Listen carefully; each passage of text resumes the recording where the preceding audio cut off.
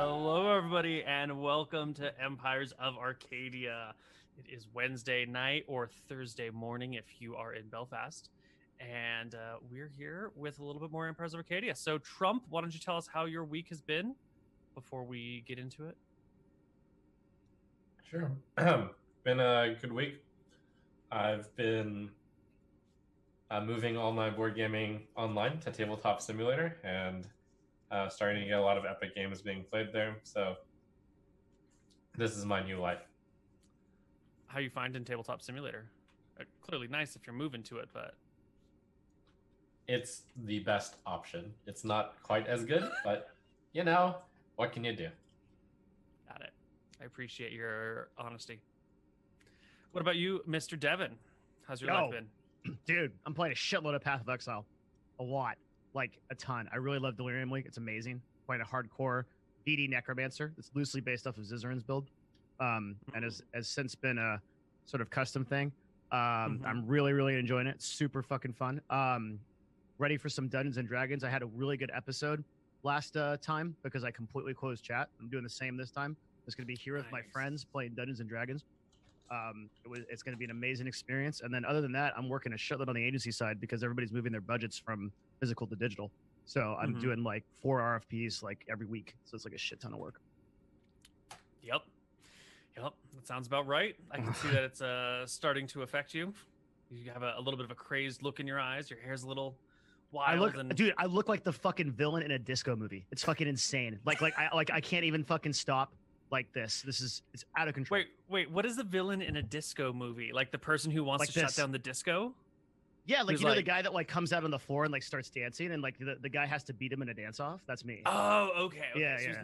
He doesn't hate disco. He's good at disco, but he's the bad guy. That's right. 100%. We're on the exact same page.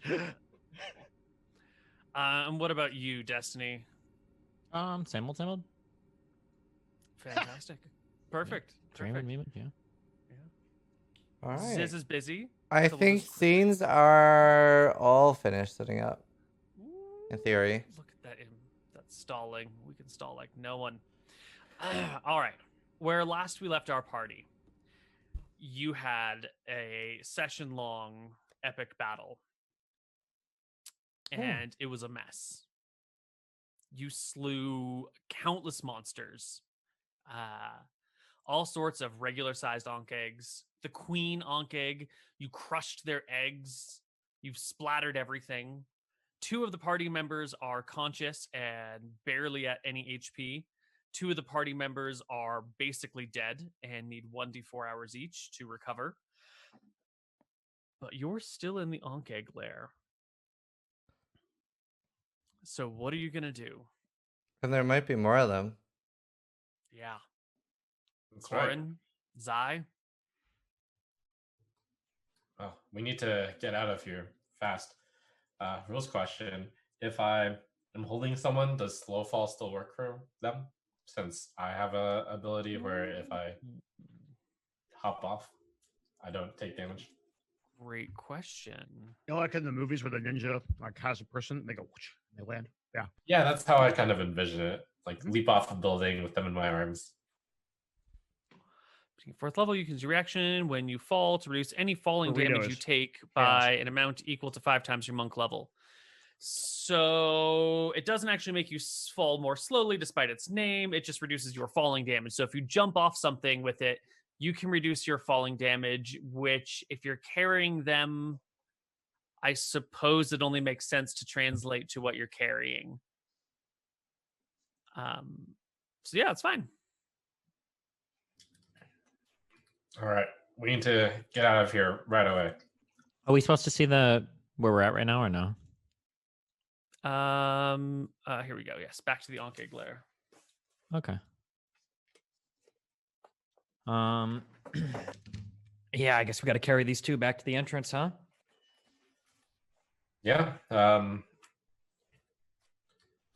I will put my hands on the dwarf, and I'll just start dragging him in his heavy plate mail. Wait a second. Hold on. Before we run around with these guys, can I collect my arrows? Yeah. Yeah. It's kind of a chaotic mess, though. Do you have any idea how many you fired? Wait, what are the? Yeah, actually, I keep track of every arrow that I fire. Actually, hold on. Jesus, I opened the wrong character sheet. That is some sexy ass shit, if that's the truth. Oh, I already retrieved them all. Yeah, on my sheet, every time I fire an arrow, I have. You see where I have my normal arrows and my elven arrows. I increase the right by 1 every time I fire an arrow. So we must have collected them all at the end of the episode because it says I have 0 nice. fired arrows and everything. So okay, cool. Oh yeah, Cool. I see it. Where actually I scroll up where I rolled for it. Yeah. Okay, cool. Perfect. Okay, so one of you is going to drag the dwarf. The other one is going to drag the druid in the like hot pants and the tight shirt. That seems to be the case. Yeah. Wait, we don't have anything to bring us back up, right? No one's got any magic. We're AFK. That's quick. So in 1d4 hours, they come back at 1 HP. Is that how it works? 1 HP. Can we roll that now just in case we need to know in the future when they'd get up or whatever, or have in case we get stuck I'll somewhere? roll it in secret. Or It'll yeah, be you fun. can roll it. Yeah, that's fine. Okay. All right. Just so we... Okay, well, I very slowly move the dwarf. He's really heavy, so I have to drag him ungracefully along the ground. Mhm. But I arrive at the. I'm dragging him towards the pit. Luckily, the dwarf is wearing plate mail, so as you drag him, it won't abrase his body. The plate mail will protect him, so you can drag him without fear of injuring him. Have we secured their weapons to their persons and everything? Yeah, you can resheathe their stuff and drag them from the head so that their stuff doesn't slip out. Okay, gotcha. And then can I don't have the ability to move the druid token, but can I carry the druid and then The druid weighs. I've got to ask you some personal questions here, Eldwin. How much do you weigh, buddy? Oh yeah, I remember I told my techie when I planned this out, but I don't have it in my head. So it might be on the wiki, is what you're telling me. Yeah. Techie, how fat am I? Let's see. Empires of Arcadia. Eldwin. 90 kilos. Ooh. wait, is that in- 90? What is that in freedom units? That's like almost 200 pounds. That's about 200 pounds. It's 180. Are you a he's giant 6'2". fat? He's 6'2", 200 pounds. He's not fat. That's very actually- healthy. Giant fat druid, dude. No, what the fuck? Oh shit. Why would a druid need to be big and ripped? You turn into fucking animals. I thought you were a vegan, dude. No. Vegans aren't supposed to gain that much weight. Hold on a second, Zai. So I give this guy a tug, and he's clearly a thick boy. Zai, what is your strength? My strength is 7. I'm under the impression we can drag 30 times weight. Is that the impression that 30 times strength, rather. We can drag 3 times strength? Okay, well, my strength is 30 times 9. strength, yeah. 30 times? So I can drag 270 pounds? Sounds fair. Yeah. Okay, well, I would like to begin dragging. Wait, you said All we're right. going to this hole? We're just going to throw him down the hole here? Where? What hole? So there's a hole that connects the third to second, the first floor. Uh-huh. My plan is to carry one of them and then jump down the hole, and then I'll be able to slow fall my way down.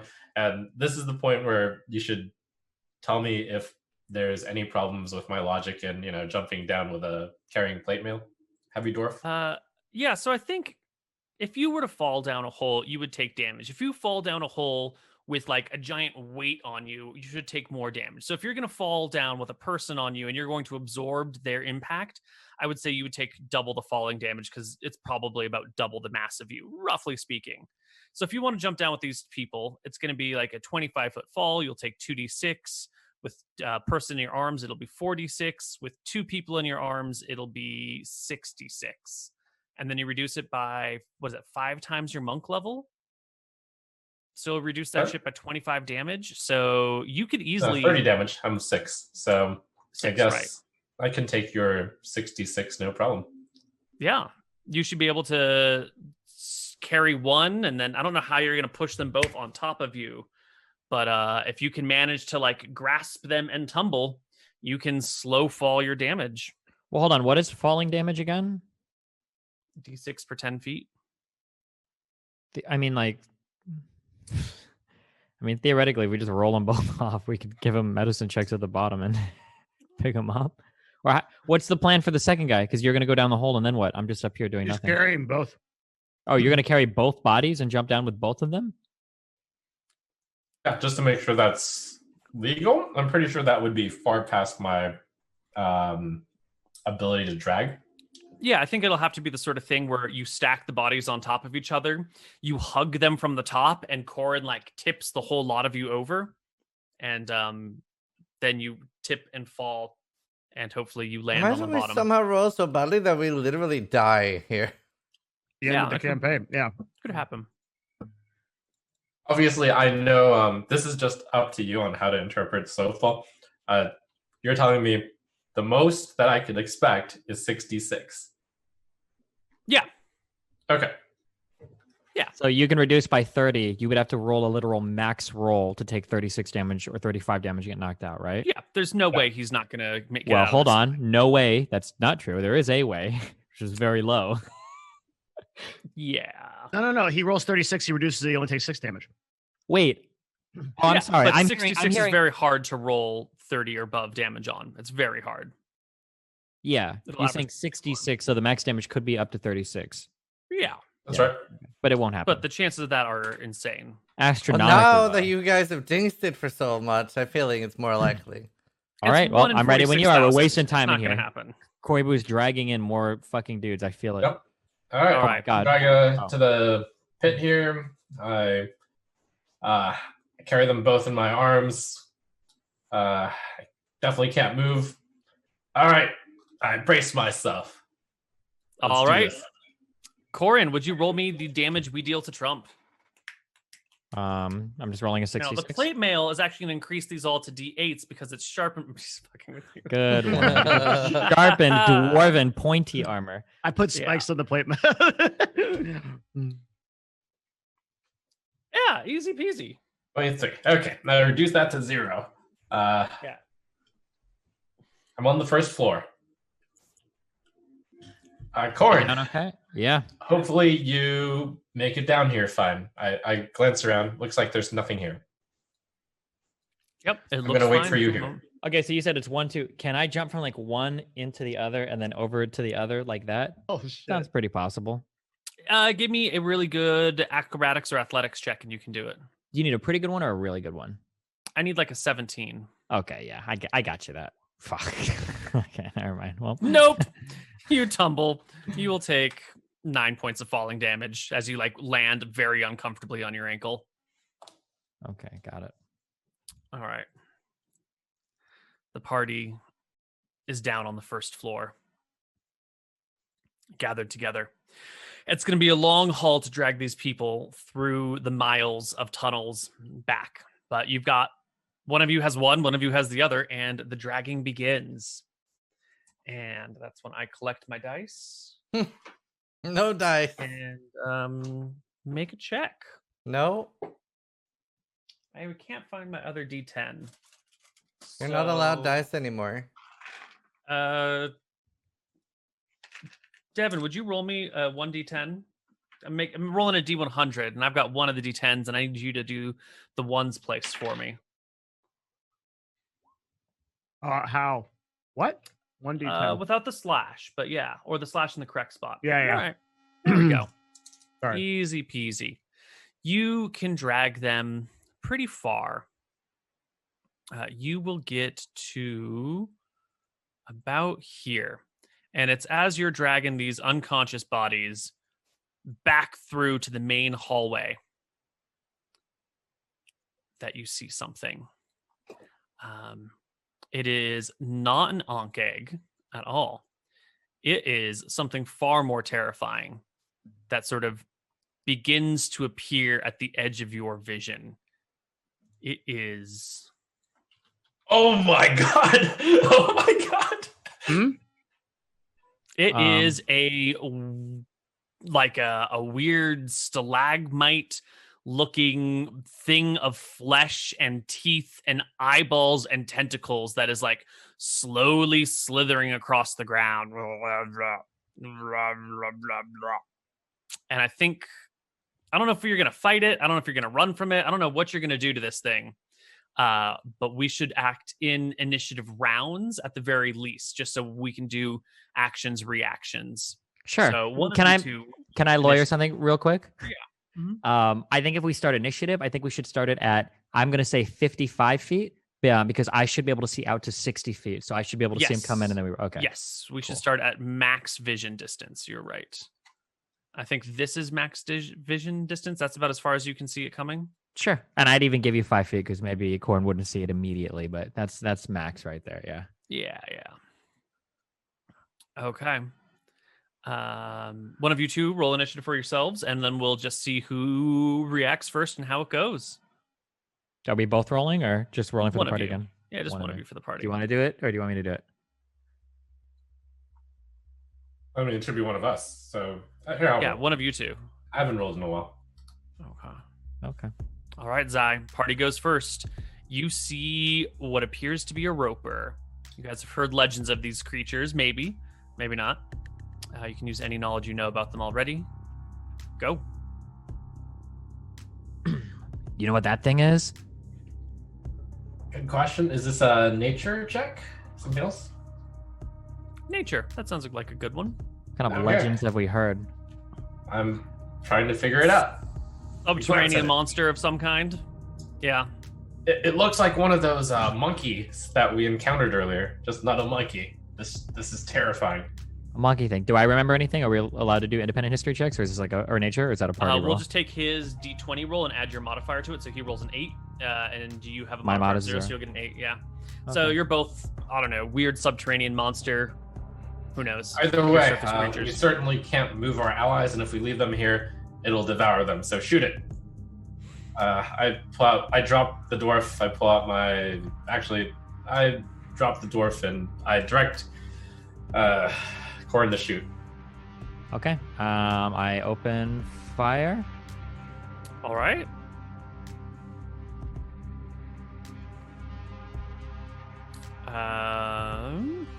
I don't know how many hit, but 16 and a 25. The 25 will hit. The 16 will not. So we'll take right. that first damage. It will take 11.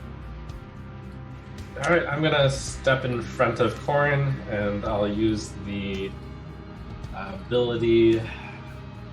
Let's see, what's this called? Wholeness of body. I get 3 times my monk level in hit points. That's 18. Oh, I move my corpse so that the audience can see better. yeah.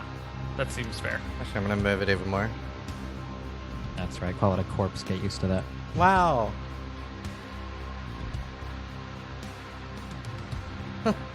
That's so mean.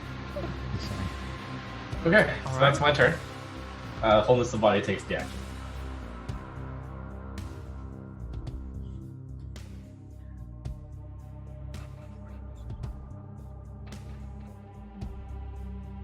All right. It will start with its multi-attack. It'll send 1 tendril reaching for the monk and 1 tendril reaching for the fighter. 21, I believe, hits our monk. Wait, it You was are- 55 feet away, right? Sorry, I'm dead. But Oh, yes, that's a great point. The distance is 55, so it will scoot 5 feet closer and attack the monk. it has will a not be able to- 50-foot range. It has a 50-foot range on its tendrils. Oh my god! It's got these long arms, and one of them lashes out towards the monk, sprawling across the floor and wrapping around your ankle with a 21 to hit. You are grappled and restrained and have disadvantage on strength checks and strength saving throws. And then it begins to reel you in towards it, monk, dragging you 25 feet closer. Hold on. Can I? No, fuck. Yeah. Can I attack the tendrils? If you would like, yes. If I was a melee character, would I have an attack of opportunity? I don't because I'm ranged. No, I don't think you were. It didn't close with you. It was always out of your melee reach. Okay, because he was right in front of me. So, but okay, Right. Man. Okay. Okay. becomes the PC's turn, and maybe we should change this for combat music because we are fighting.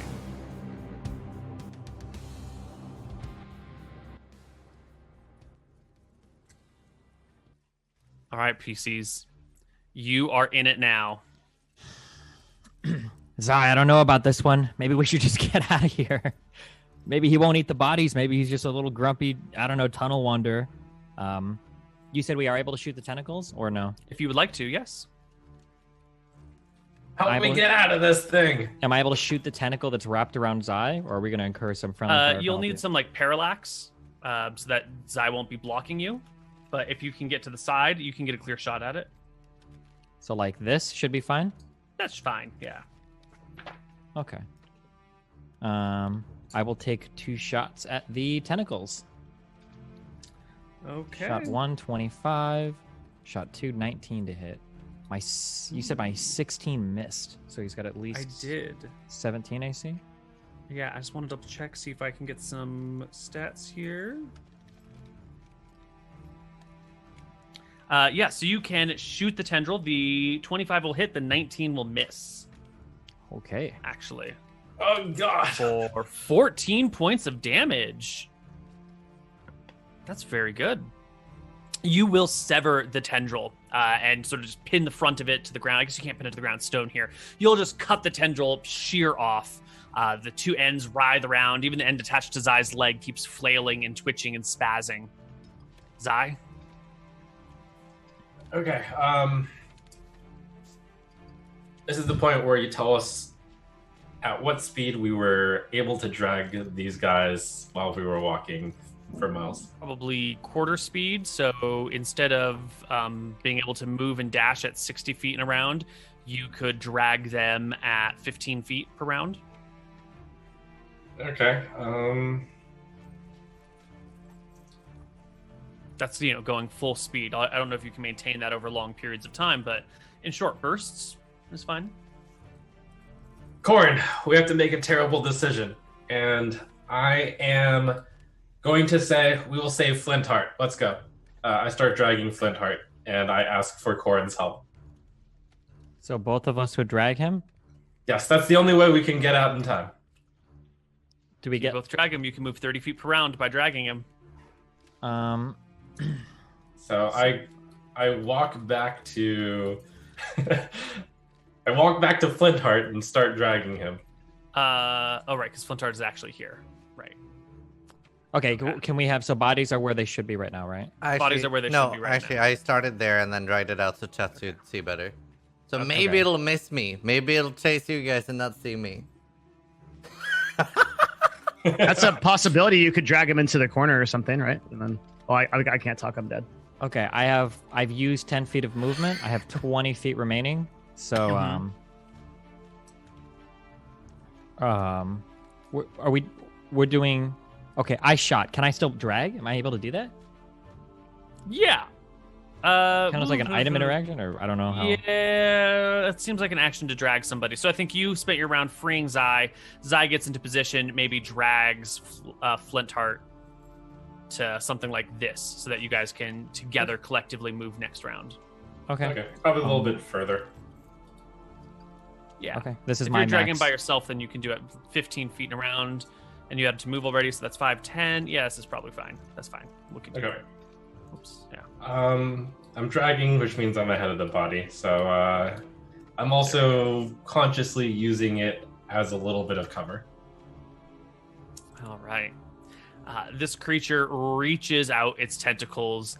They roll way out into the hallway and then suction cup onto the hallway. And this creature pulls itself along the hallway path in your direction, 25 feet. And it becomes the party's turn. I don't know about That's a this good thing. one. When I look at it, does it not have legs?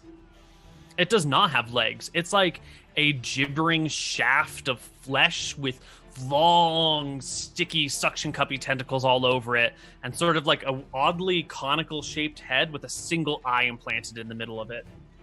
So it's moving only by tentacles. 1 tentacle is missing. How many remain?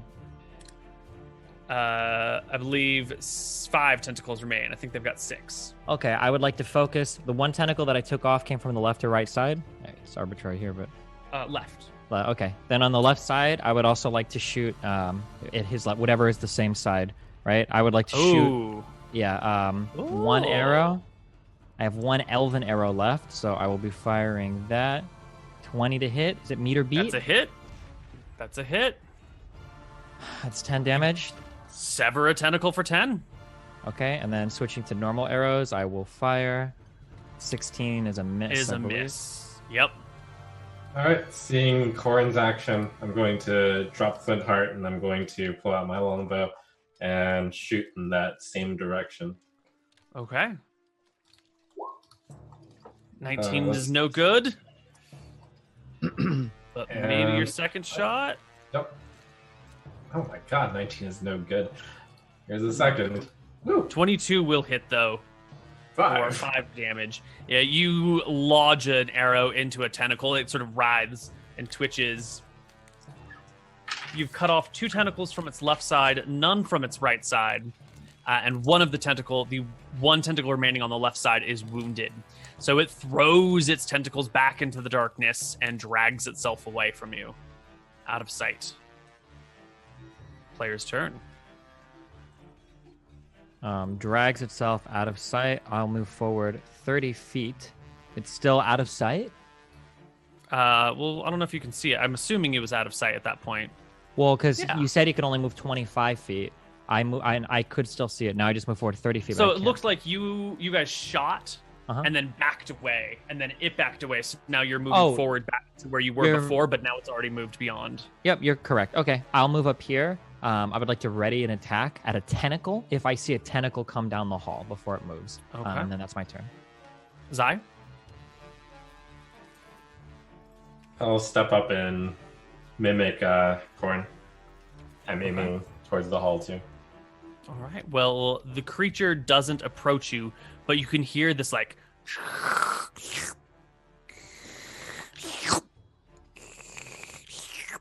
from down the hall, letting you know that this creature is slowly receding into the darkness. Okay, I would like to move 30 feet forward again. I'm gonna go ahead and retrieve. Wait, I fired one normal arrow. Okay, I'm rolling for my elven arrows.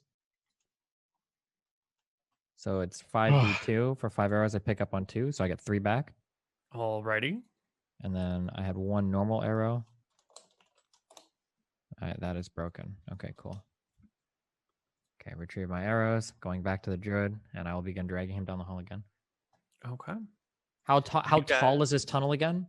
10 feet. It's a 10 by 10 square. Nothing is Rectangle? crawling above me and can drop on. There's no way I wouldn't see that, right? Okay. Yep, just Zai making- is spreading light all the way around with his stone. Yep. Okay. Just making sure. How long You has it guys taken us to can- get to this part so far? Oh, about an hour.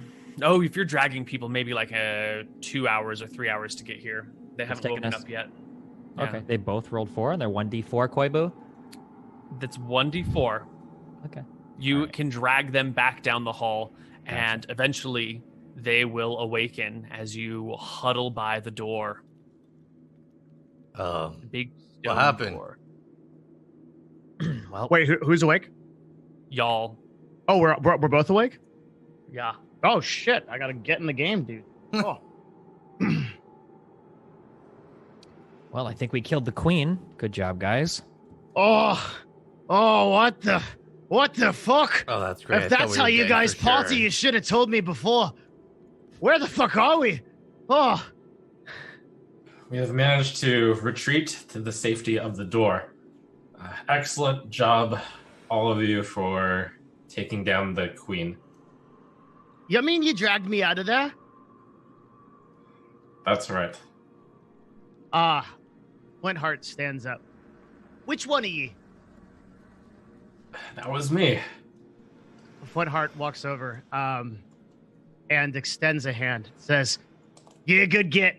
I didn't expect anyone to look out for me like that, and it won't be something I soon forget." Of course, you're a valued member of our adventuring party. We could not leave you behind. Well, I'll make sure if I can repay the favor someday. But we're all alive? And that was quite a party. Yeah, I wasn't expecting to wake up when I went down. That was pretty dark. And thank you so much for saving me. I glanced at the two of them. We couldn't have gotten out without your assistance as well. Well, let's pull up here and rest up and then head to the other side of the tunnel. I think we have succeeded in our quest. This was a Unless hell there's of a another fight. Ankh Queen in there. I joke. Last thing I remember was taking on a big bug, and then a wall of water comes down, and I black out. Don't remember a damn thing else. And then I wake up here with you folk. The only good bug is a dead bug.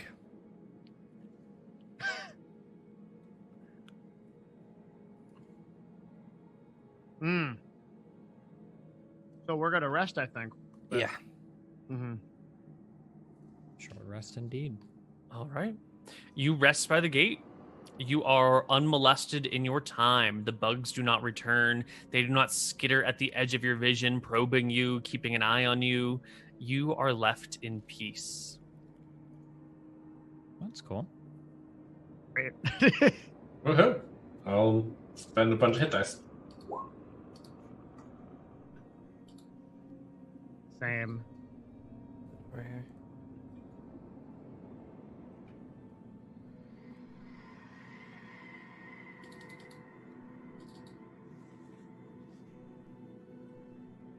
All right. Once your hit dice are expended, the dwarves how- have yet to open the door for you. What were we gonna say? How much HP do we start at after the self-resurrect? Is it 1? 1. Nice. Now, I have a question for you, Koibu. Mm-hmm. These dwarven doors always have a little bit of a secret to them. Now, with my stone crafting, which I get from being a dwarf of this realm, it's a double, a roll plus ×2 my proficiency bonus. Would I be able to look for a way to open the door from the inside that the doors may have allowed for a safe, like a fail-safe mechanism or something? You would be able to look for such a thing, but you already know, as a man of these tunnels, that these sealing doors are these are like the fail-safe for invasion. So they're meant to have no way to open them from the other side. The intent is to be 100% unopenable. The enemies are at our gates. Roll the door in the way.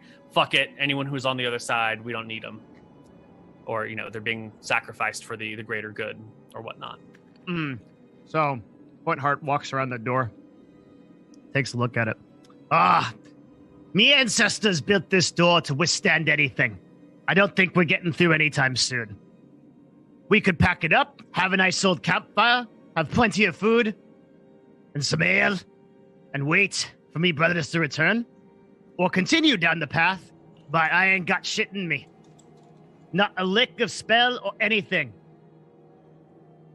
Just about That's all okay. used up.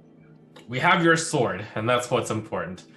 Besides, how much danger could this tunnel have anyways?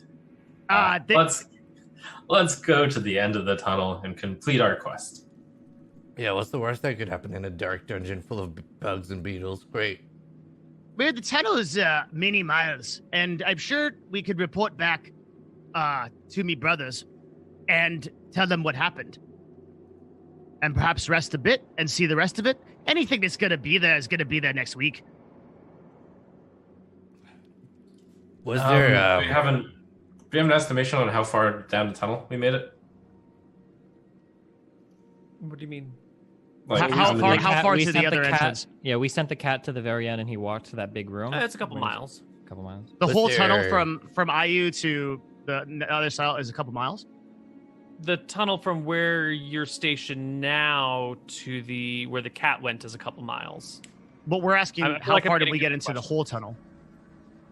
How far were we from the actual end of the tunnel? From the end of the other end? The other end. We need some more clear terminology here. So I've brought us to a better map.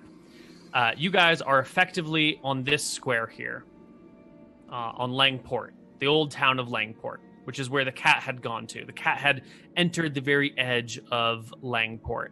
You guys are a couple miles from Langport. Ayu is, 25 miles away. But you're not in a tunnel that connects to Ayu at all. So our original mission, I thought, was to open a path from Ayu to Yaka. And so it was this tunnel range, if you can see that on the screen, the 15-mile hex, that we were supposed to explore. So our question is, how far are we into that? How far did we get? Okay. That is the question. You guys you had met with the other dwarves down here somewhere, if you can see where I'm pointing with my arrow. The blue steel dwarves? You'd come through here and over to here. Hopped across this area, gone up a passageway here, and then hooked a right to Langport. The door behind you that is sealed right now is about a mile and a half or so from Langport. Oh, so we're done. We cleared this. It's really just the last mile and a half plus the town itself that needs to be explored and cleared. Oh, okay. So and we know there's a town. So, did we search the Queen's Lair to see if there was anything worth there? Like, they might have... I don't know, there might have been something there? We did not have the time to do so. Your lives were more valuable. I agree, but we're alive now. The last thing I'd be wanting to do is fight any more bugs. I say we rest up, have some good ale, come back to it. So was that 2 for and 1 against? Steps 1 and 2. So I guess we should pay a visit to Ayu. We can let them know that we have managed to free the tunnel. Wasn't it the dwarves that cared about that? Yeah, no, I mean, it's Ayu who cares, because they're joining our alliance when we say tunnel's open. That's right. So yeah, it's only a few miles past the Ankeg Lair. Let's go. Yeah, let's do it. Are we going outdoors? Yes, welcome to the outdoors. Oh, bright light, smelly forests and big animals. Not my sort of thing, but you did save me life, so I'm along for the journey, good monk. And since I've literally never seen a dwarf outside, I'm going to ask the basic question. Hey, dwarves don't melt or anything in the sunlight, do they? Well, I'd be the first dwarf we find out. Maybe I become a little mushroom. Okay, if you feel any discomfort, just run back into the cave. We'll take a small step at a time. Can't be any worse than the discomfort of getting hit by a huge fucking bug now. Think I'll be alright. I don't know. I've heard legends of some beasts who melt in sunlight, and I fear you may be one of them. Oh, now that's a scary thing. I think some of me brothers have been outdoors before, but just to peek a little bit, I'll let you know.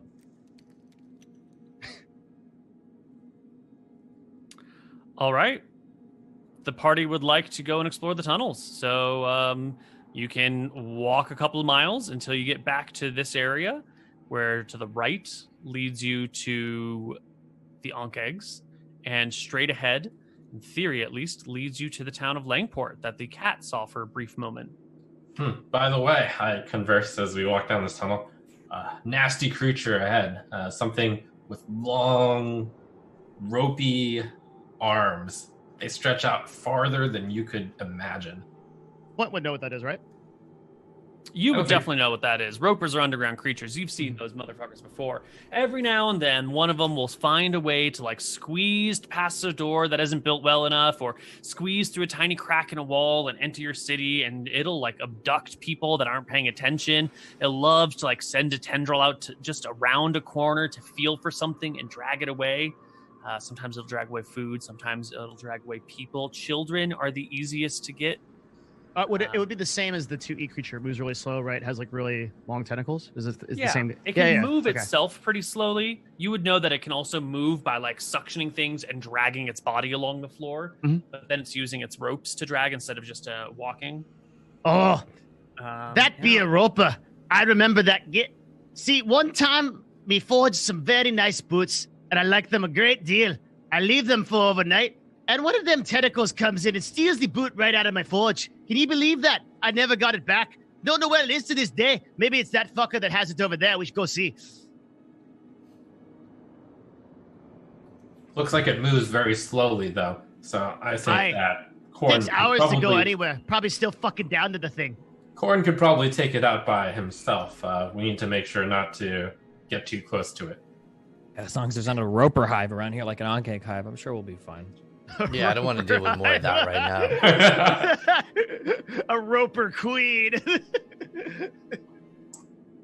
This is where we last encountered it. So I'm going to start taking precautions from here.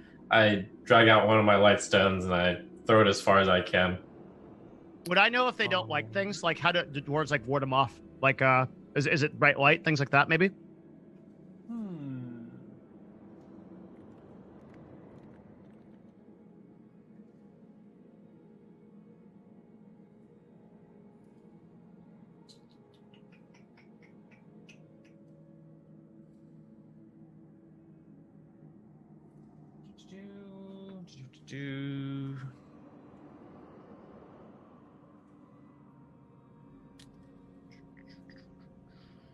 You would know. They reproduce asexually by shedding some of their material in the form of a seed. They are solitary, rarely cooperative. They use cilia-like appendages on their underside to help them move. They can cling to walls. They're heavily magic resistant. We're talking about Destiny, or are we talking about the creature? Good one. We're talking about ropers. Okay, got it. Let's see. You need to do at least 8 points of damage in a single blow to cut off one of their tendrils. Multiple blows of less than 8 are like cuts on different parts of the tendril, so they won't do it. So you need at least 8 points of damage to sever it. Does it like bright light? That's my real question. Probably doesn't Yeah, I know. like. I'm reading through a document and trying to answer all possible questions as I come across them. La la la. No, they don't seem to be bothered by bright light or dim light very much at all. They don't really have anything in the way of natural predators. They're just sort of few and far between. They do sit near the top of the predator food chain. So if you find a roper, you can't really ward them off. You need to send people to go after and kill it because they're dangerous, and they usually, they get what they want typically. But relatively solitary. So relatively solitary, yeah. So because of their tendrils, they work best in small enclosed spaces. They like to hide in nooks and crannies and around corners because they don't have a lot of movement speed. They want things to be close to them when they find them. Mm-hmm. All right. So first question, these glowstones, how solid do they look? Do I think I could throw them without them breaking? Yeah, totally. Okay, so I'm going to start a pattern of just tossing a glowstone about 100 feet down. Okay. And then just picking it up and then picking and throwing another 100 feet as we walk down. Cool. So you chuck one there, and you can chuck another one, something like this over here. No, just straight 100 feet, and then walk to it, pick it up, chuck another 100 feet. Okay. Does anything recharge for paladins on short rest?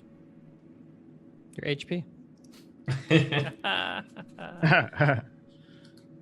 Don't worry, we'll be taking a lot more long rests with you two in the party. Yeah, I'm basically a cleric. So I'm well, you've chucked one 100 feet. Okay. There it is. Well, if we walk up 100 feet, pick it up, and then chuck another 100 feet. I'll move myself down 100 feet. Mm-hmm. Can I? Wait. As I approach here, I'm like, oh, hey, didn't you say ropers like to slide tendrils across like narrow things? Might be it. Like what? This might be it. I point to the very narrow passageway to the right and to the left. Aye, they be hiding, little buggers. They be where you least expect them. Hey, Can I run that? Listen, I appreciate the caution, but that roper didn't seem too tough. I'm pretty sure if we ran into one, we'll be able to beat it up pretty good, especially with all 4 of us up and feeling at 100. very tough at short distances. You probably fought from range. Yeah, We'll well, walk right up to it then, and we should be fine. Yeah, I pull out my longbow. I'll be at the ready. Can I do a quick check around for signs of, while we're walking along and we're going this direction, signs of like civilization or movement since the dwarves closed it down? That could include the ropers movement, but I'm just looking for clues to of activity, basically. Give me an investigation check. Certainly. This area has been closed for a long while now. And it looks like there have been a few things to come through here over the years. You'll find like a small patch of some sort of dried goo on the wall that lets you know a slug of some sorts came through here, probably a giant slug, or by the trail size, like a baby giant slug. You can see weird little marks on the ground, which are indicative of the roper that came by. Its little celias left a little Where'd it go? Concentrations of something. Mhm. It's hard. It's like gone up and down in this passageway, but it's also gone left and right and all over the place. Like there's lots of markings of things having been in this area. It looks like it is not entirely left alone, but you don't see anything civilized. You don't see any carvings. There's no graffiti. There's no markings. Nothing that would indicate a civilized race has been through here. Flintheart, I hate to use you as bait, but you are the most heavily armored out of us. Certainly. I think if you walked up there very carefully, using the dodge action, then it would be very difficult for you to be hit by a sneak attack from the roper. Us? Oh, certainly. Let's see. Here we go. Okay.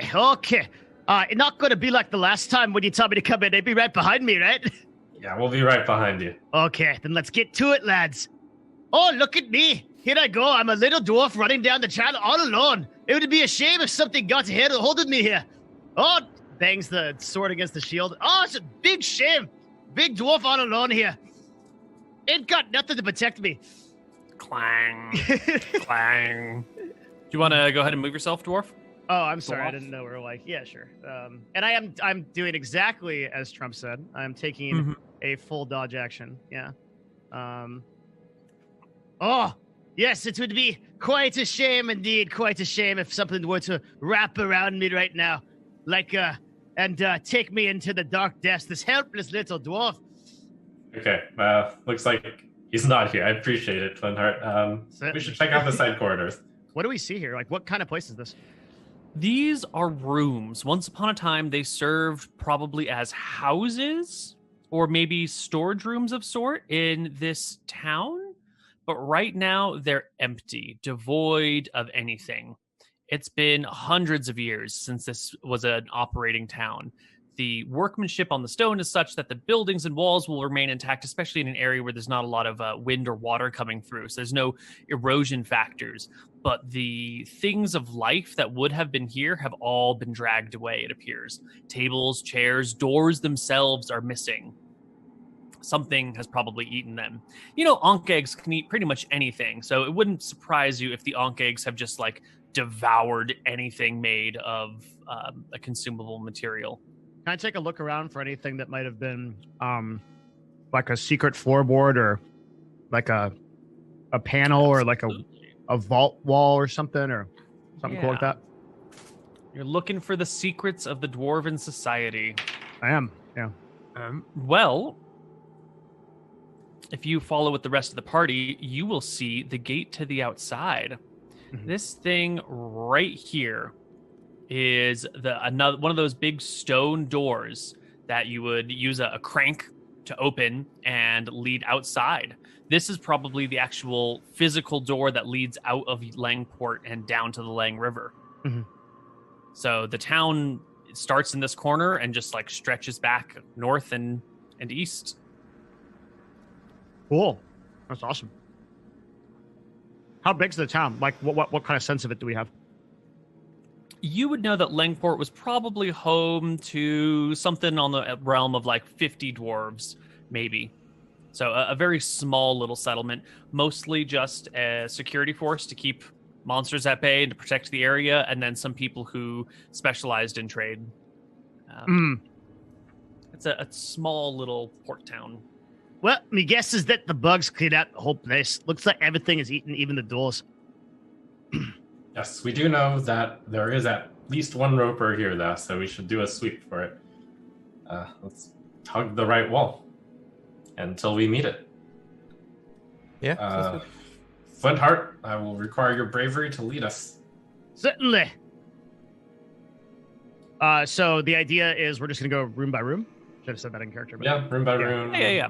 We don't have to actually physically go room by room because that's just a pain in the ass to do. But generally, Ziz, you're streaming, so I'm going to move Ziz around and show you guys stuff. Yeah. Well, I don't have vision. Oh, there we go. Yeah. So you got a small room over here. There's some more connecting rooms over here. You know, they meet all over the place. There's lots of small little side passages and chambers. Lots of houses. The real interesting thing are the vaults, where you would store all of the incoming and outgoing treasure. And this is where you would see it. On the north side would be either incoming or outgoing. And there's a long passage with lots of little rooms in here where you would store things, you know, treasure, food, goods to be shipped, whatnot. So you have this long passage of vaults on one side and basically identical repeating vault on the south side. That seems to be the far east of the town.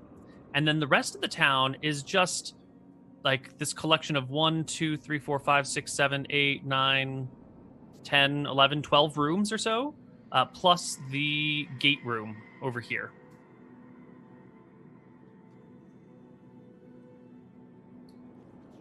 So it seems like we explored the entire town and found nothing whatsoever. No, not quite. We're saving the best for last. It is the gate room, the thing closest to the door that as you go to, and the dwarf is dodging and clanging and getting ready, the moment the dwarf steps into the room, the roper, ready for you guys to arrive, reaches out for the dwarf. Its attack's readied because the dwarf was clanging and being obvious. You know, he's bait, and he's being great bait. So the roper reaches out for you, wraps a tendril around you with a...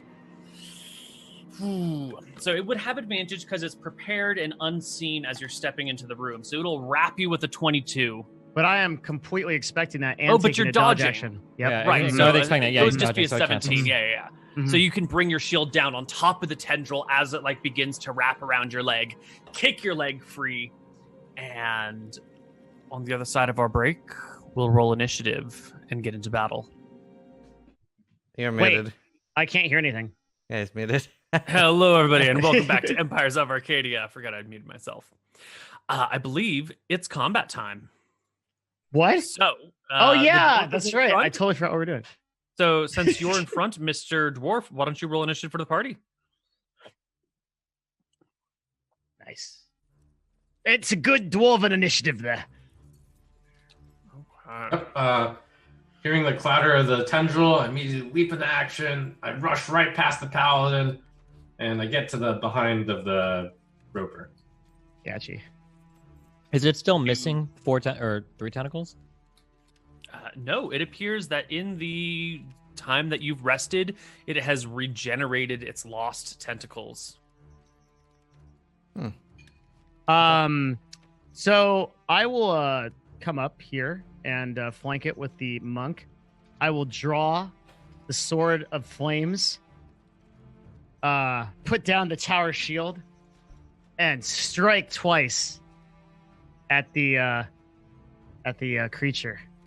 All right. So 1 hit. You have flanking, so 25 is a hit. Your flame Excellent. tongue whips at it, doing some damage, but you know for a fact that ropers are magic resistant, and so your fire damage will be saved for none, or if it fails at save, it'll take half from your fire. In 5e, is resistance, isn't it half damage, just flat? It just takes... Resistance is just flat half damage, but I tend to mix and match my monsters. And the 2e Roper is a sort of a magical, wonderful creature, and it has 80% magic resistance in 2e. So I'm translating does, that yeah. as save for none or fail for half. I like it. All right.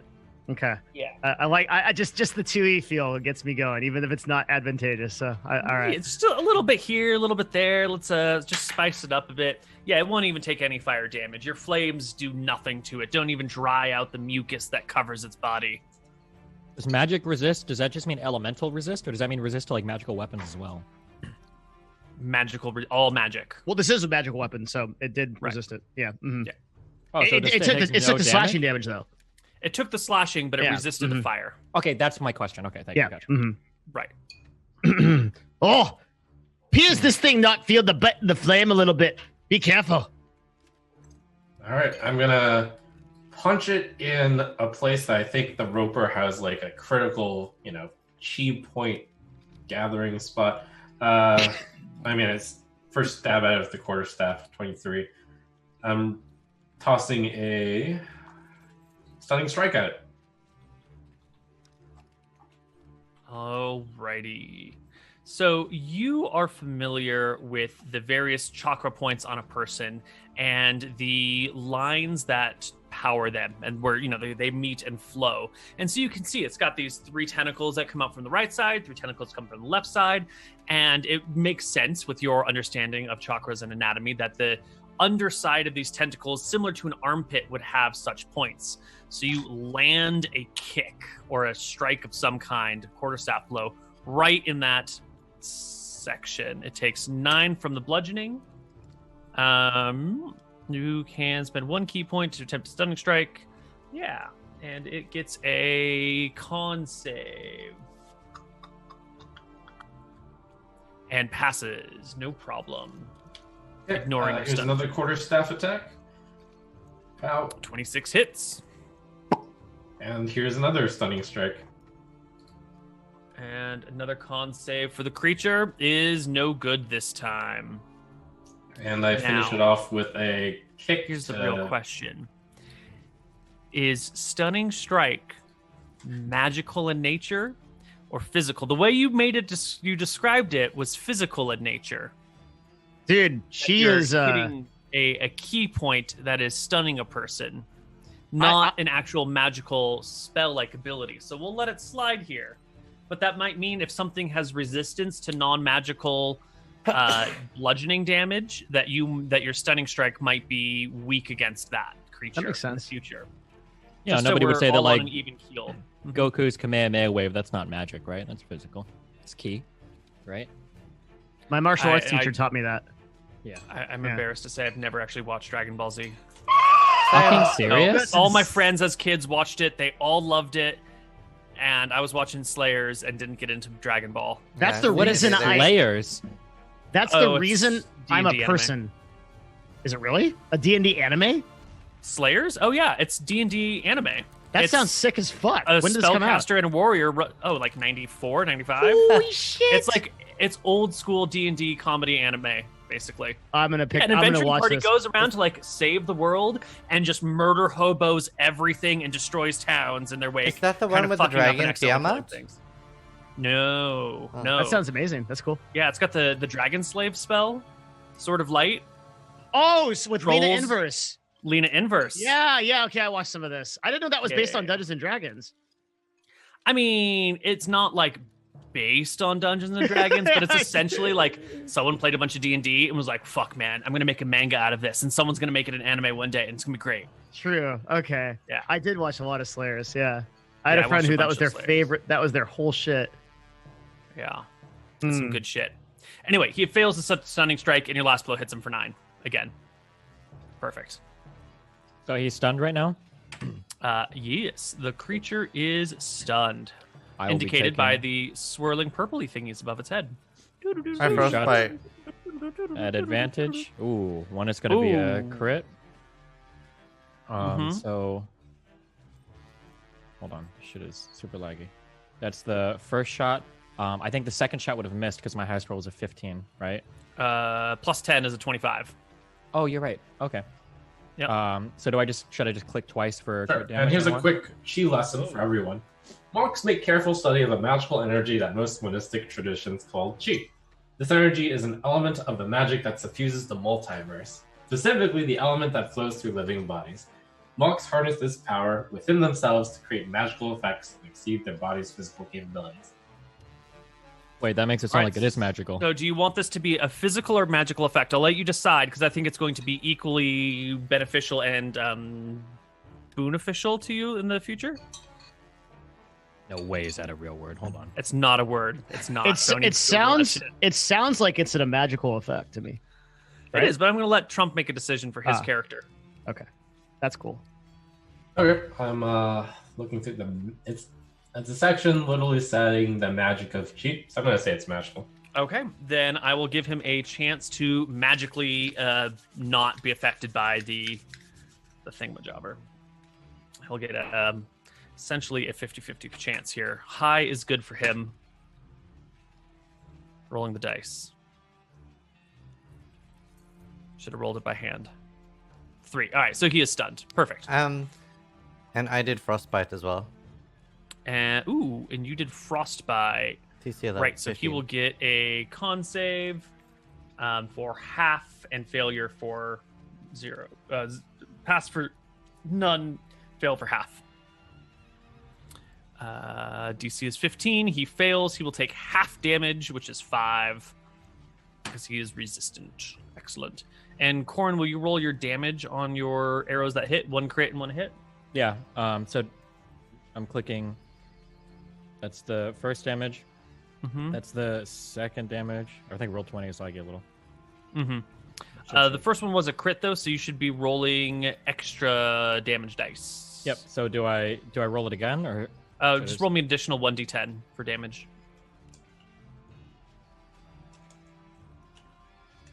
Okay. Minus 16 and minus 7. All right, down to 31 HP. That is the party's full turn. You must have been in here if you're going to cast Frostbite.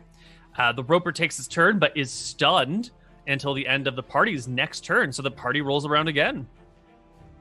I'll take another 2 shots at it. Bap bap, bap bap. Lag. Serious lag today. 24 and 23 are both hits. You rip it for 17, and then it resists all the fire damage. Oh, a fine hit. A frostbite. Haha. You frostbite. He resists all your cold damage, shrugging off the attack. I'll fire 2 more shots. Hit and crit. The first one. Let me just check for crit on the first one. Oh my god, it's lagging so much. I'm sorry. Yeah.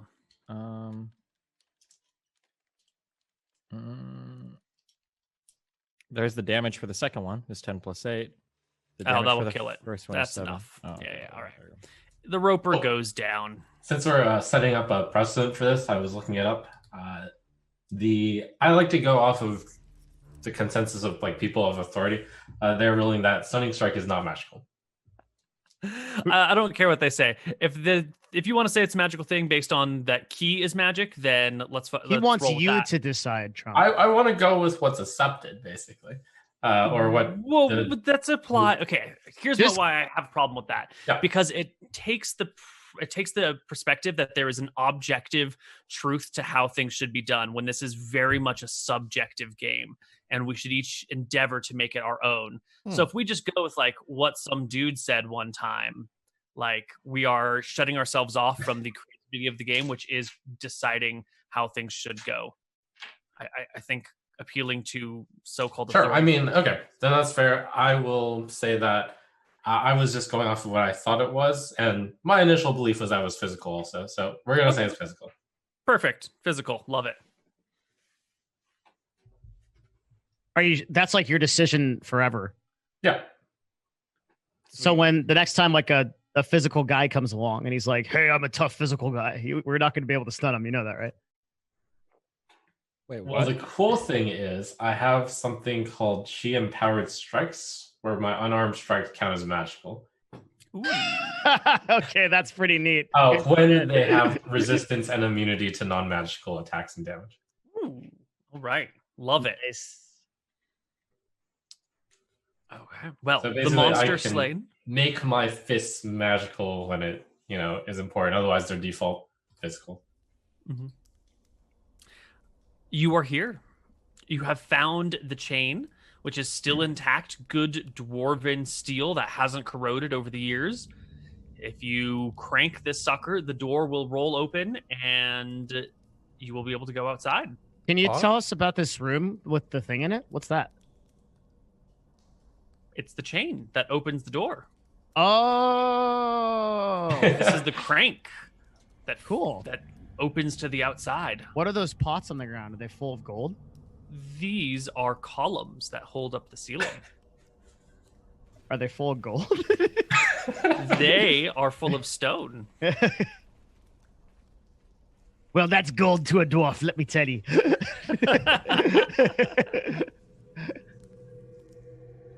Cool. Well, Hmm. have you completed your mission? You've cleared this area out. Is it devoid of all threats? Is it free? We should We don't should know go yet. back and clear out the Ankeg lair for sure and make sure that there's nothing that could harm anyone left. Well, and we also, I don't believe we know where that one tunnel leads down. We only followed it a couple miles out. What Right. tunnel? Wasn't there, when we were going down the tunnel, there was a dug out tunnel to the right? That was the one that went to the Ankeg lair. Oh, wait. Is it? Yeah. Oh, okay. So the only thing is the Ankeg lair, but what he's saying is we haven't explored all of it. There might be treasure. There might be Ankegs. There might be Yeah, more we should go stuff. back and make sure there's probably a few straggler. But keep in mind, we are still, well, at least most of us are still. Actually, I don't know. I don't have I'm like a fourth of a character right now. Because I don't have any of my abilities. I spent everything, and I mean everything. Destiny's like 4 characters, so it's okay. Well, I have like 10 arrows left.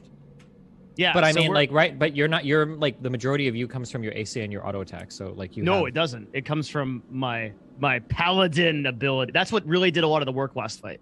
But you're right. I did. But I spec my entire character into AC. And If we go in and we die to normal Ankegs, I'll buy all of you a new computer.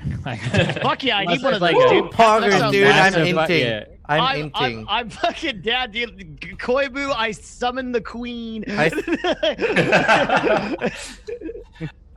I take one of my quivers and I hand it to Corin. How many arrows? It's got 20. One should always be prepared with more arrows than you need. I'm picking up. I got one of my elven arrows back, so I have 2 left. But okay, I took your other 20. Cool. We certainly can't leave this place yet the other way because we would have to leave the door open, so we're going to have to go back to dwarves anyways. What? So yeah, let's go to the Ankeg lair, make sure it's clear, then go back to the stone. You can head back to the Ankeg lair, and you will find that some of the Ankegs are missing, but not all of them. It looks like something has been coming by and dragging their bodies off. Do we see any trails? Like specifically like more recent trails of something being dragged? Give me your very best nature check. And also, sorry, but at what point do we see this? Because we're talking 3/4 of an Ankeg cave. So, like, what point do we notice this? You'll notice it when you get to the second level. Okay. You will see that there are fewer bodies here than you expected. Okay. You will notice some tracks. Yeah. There are little holes in the walls that we kind of gloss over usually when the queen called for reinforcements and Ankegs burst from areas. They came from these like tiny little burrows. And it looks like there are creatures that actively burrow through the walls at any given point. And as of late, they've been stealing bodies, probably eating the dead for nutrients or hauling them off to some other lair. That's disconcerting. Hmm. Can we look around so that we can like explore other rooms and just No. see? Wait. Well, the goblin died. You died too. Their stuff must be somewhere. Probably didn't eat all of it. They Well, probably they eat didn't pretty eat. much everything, don't they? Do They they, don't. eat metal They too? eat gold.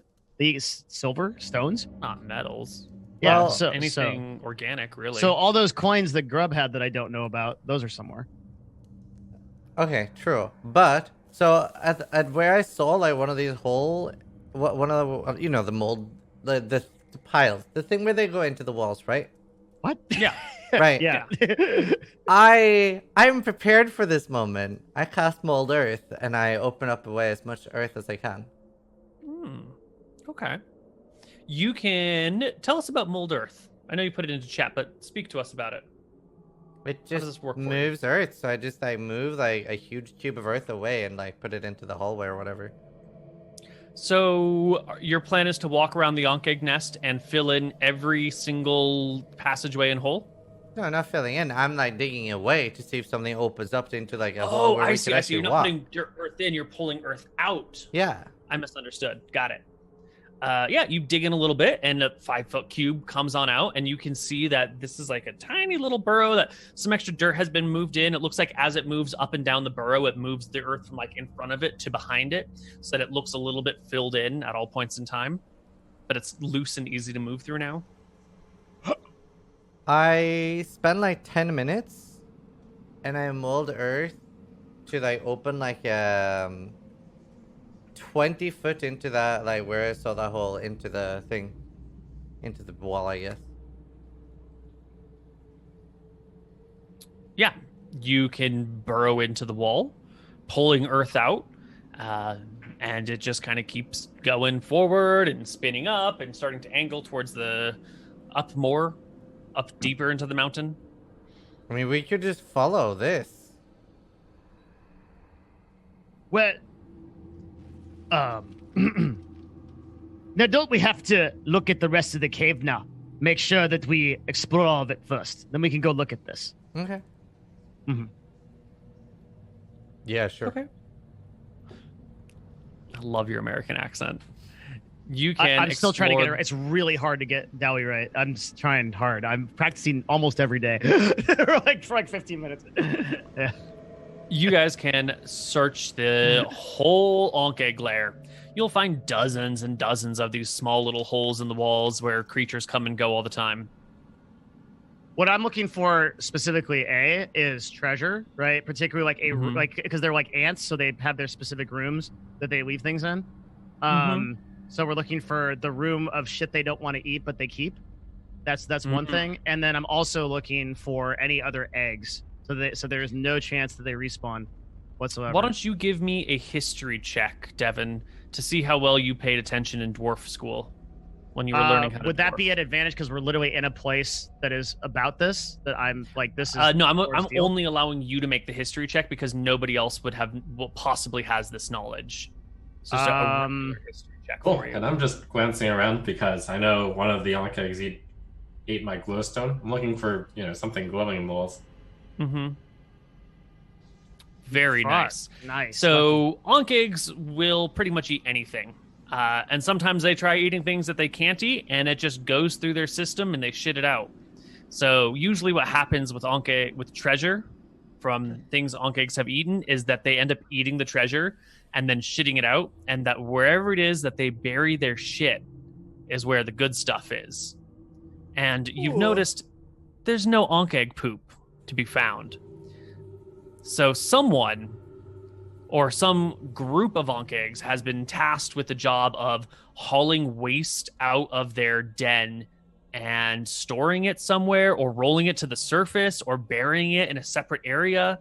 Someone, somewhere, is a pile of Ankh poop.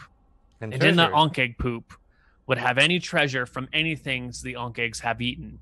But that said, there's no way to possibly know where that is. You would literally have to watch them roll it away and see which of these tunnels it was in. And each of these tunnels probably branch 5 or 6 times. They probably all meet up again. It would be a complicated maze. You'd need to be an Ankh in this hive to know where that treasure is buried. We're getting really lucky. Unless you had a really specific spell. Our previous sorcerer was talking about this idea of locating object. It's a shame that you all don't know it, unless you do. I do know that spell, but I can't cast it because I'm out of slots. Mm. But I have that spell. I have to take magic. That is really unfortunate. Yeah, I definitely can't cast that, but I could if I still had slots. Okay, perfect. and know exactly what to find. One of my sunstones. Here's another idea for you lads. What?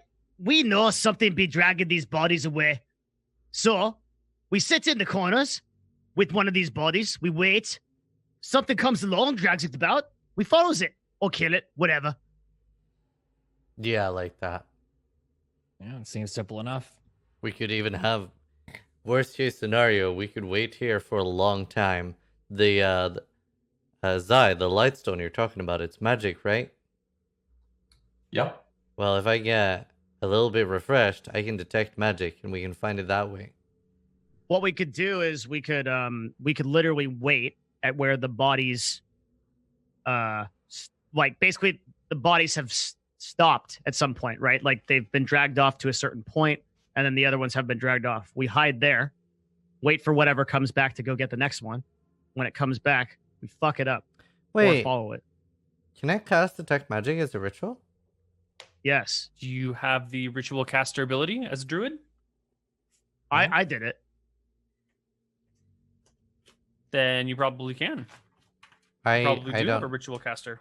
I don't know if I do actually. I'm pretty. I new to know playing paladins druid. can't cast it as a ritual, but I would. But Grub was able to. But I might have been cheating. Now, come to think of it now, I don't know. Let's see. Spell casting. Druids.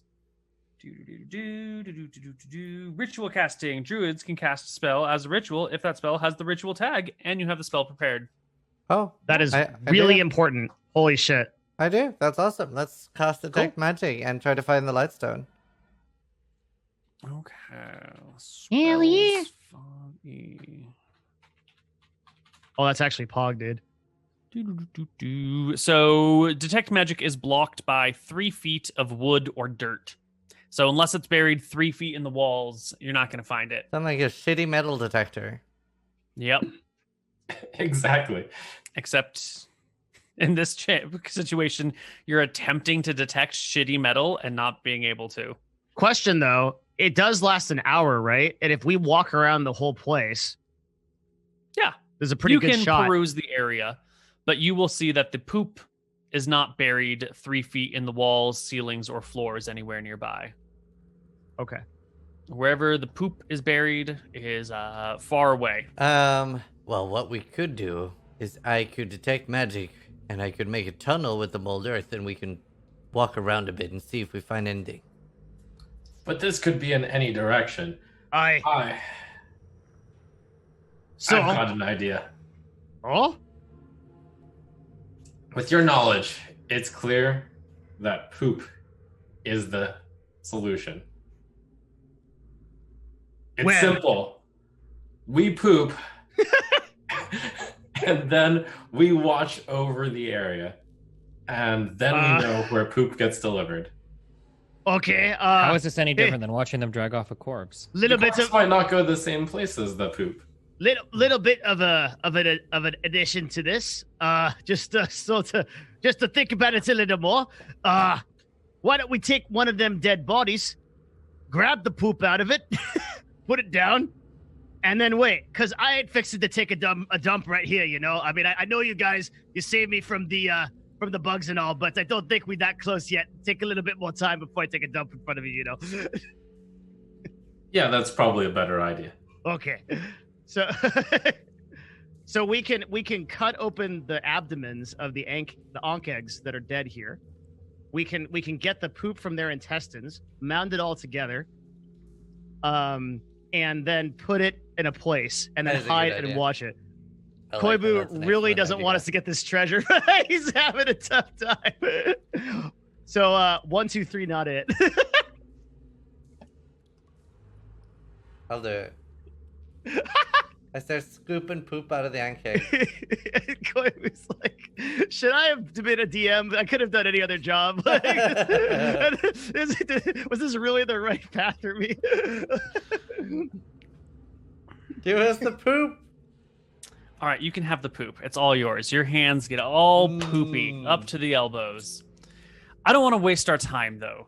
This is a dead Ankh-egg lair. The stragglers are recovering whatever they want to eat, but they're no longer maintaining the hive and like keeping it clean, right? The queen is dead, the eggs are dead, the workers are moving on looking for a new nest and a new queen to follow. So they're no longer maintaining the poop. And normally I would slow roll you on this and make you come to your own conclusion that, oh yeah, they've probably just given up on the entire nest and like are leaving, and it's just a food source for you now. But we've spent so long with the Ankh eggs that I don't feel like the slow roll would be appropriate anymore. That sounds a lot like what a DM that doesn't want us to find treasure would say. You just had a dwarf appear in plate mail with a flaming sword. The treasure is the friends you found along the way, Ziz. Now that not really sounds amused. like a DM that doesn't want us to find the treasure. The treasure is the friends you made along the way. Holy shit. 10 out of 10. Oh my god. Yeah. Brilliant. I love it. Well, Okay. you have all the, Here, I the can move stuff. 50 Okay. feet of dirt a minute with Mold Earth. Sure, Dude, but we're it not can gonna- be in literally any direction. Yeah, it's like, you ever play Minecraft? Yeah, I love that game. I usually spend hours and hours just digging and digging and finding treasure. This is Cool. perfect. Good thing we're not playing that game right now. Not with that attitude, we're not.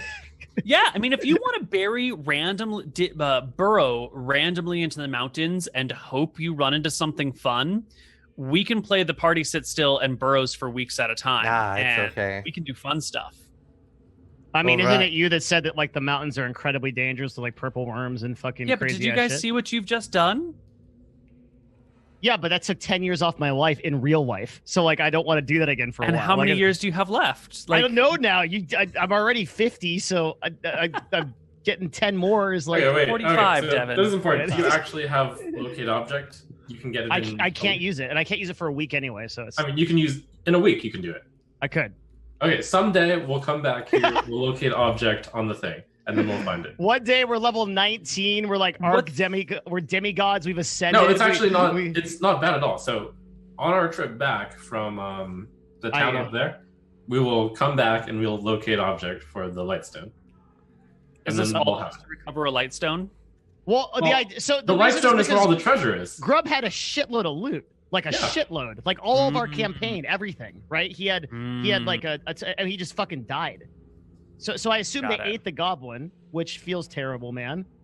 Mhm. But they pooped out his. This is such a terrible conversation to have about my goblin I love, but like they ate him, and then they pooped out all those people on Twitch chat that hated me are like, yeah, well, you know, but like they pooped out that like the silver and the diamonds and the jade and all that stuff. It's like a lot of loot. Like there's a lot of good stuff on that character sheet. Yeah. Okay. All right. Yeah, and the nice Okay. thing is we have like a really exact thing to look for, so which is probably there. So it's perfect. Yeah, Okay. and it's a huge range too. It just burns a big ass spell slot for me, so kind of sucks, but that's okay. All right. Well, what do you guys do? Have you completed your task? What is left to do? Do you go So- outside? Do you Let's go back to the dwarf. I want to make triply sure that there are not a single egg left. Yeah, they're all gone. Okay. With Mold Earth, I like closed up the entrance to the Ankh-egg area until we come back. Okay, so you will go all the way back to Dude, Mold back Earth is here. poggers. Perfect. Yeah. Where are your tokens? Give me your token, boys.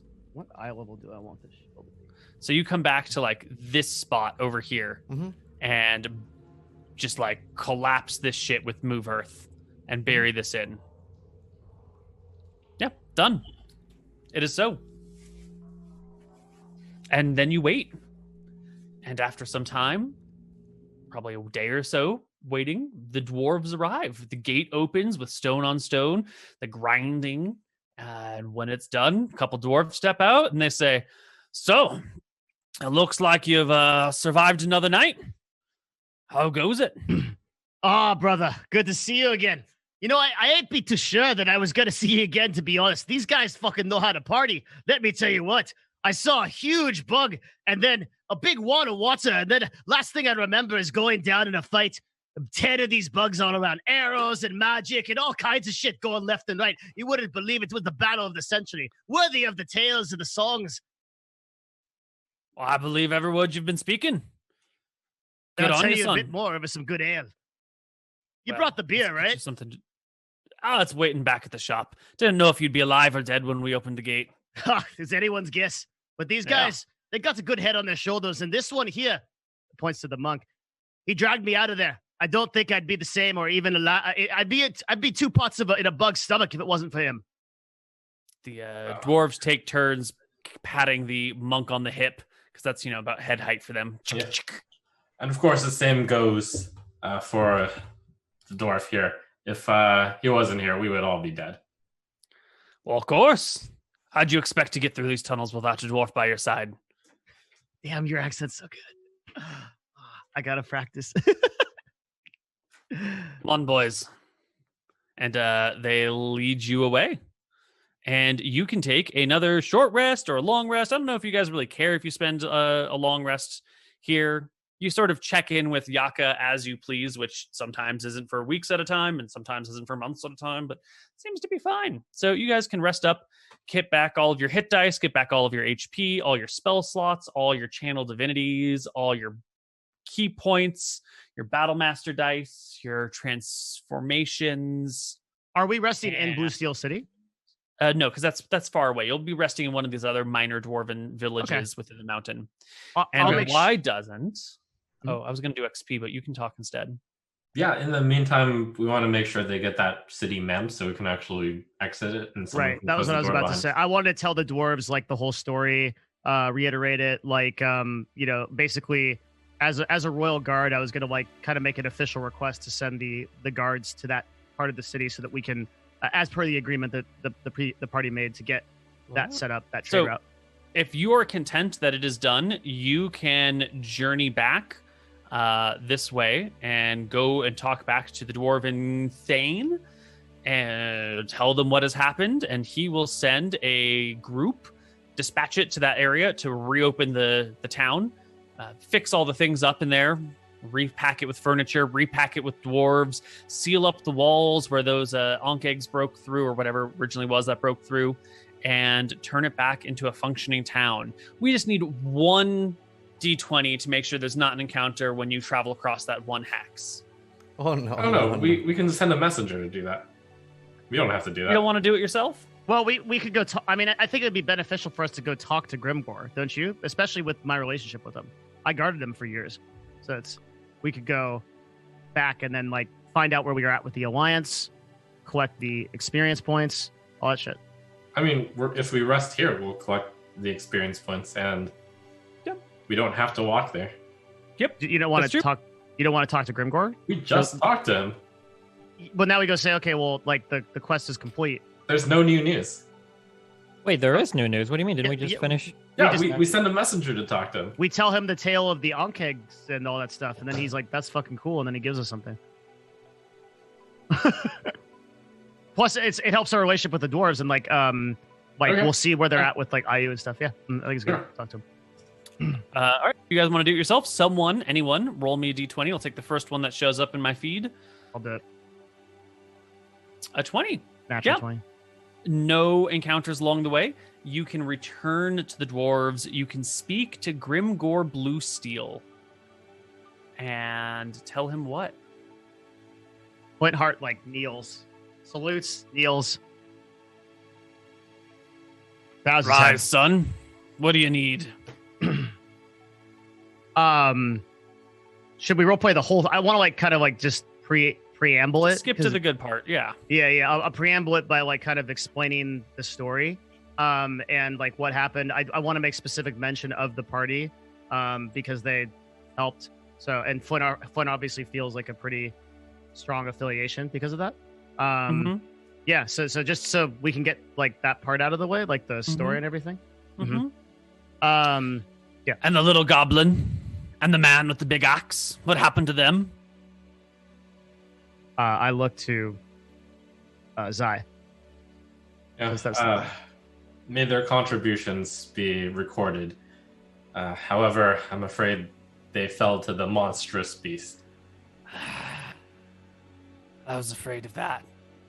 You know, that means we're having to erect a statue to a goblin inside of Langport. Do you know what sort of position that puts us in? Was Very embarrassing for us. It's going to be there for thousands of years. Did the Statue of a goblin get you to goblin. do that? No, but if he died reopening a port town, you can't not make a statue to the people who died. True, It'd be it's the dwarven way. unpatriotic. Ugh. Well, now, I never imagined that we'd be fashioning a statue of a goblin, but if it Well, pleases how you... about a compromise? You don't have to erect a statue, and I think this solution would make Grub happier. We can call it Grubtown. It hasn't been opened in a long time. There's no reason not to rename it. Call it Grubtown. If I get a town and Koibu's are all named Grubtown, I won the campaign. mean, it's on- It's on the Lang River. It makes more sense to call it Langport. I mean, calling it Grubtown, hell, you might as well call it Flavortown for all that means. Yeah, but How about Lang Grub?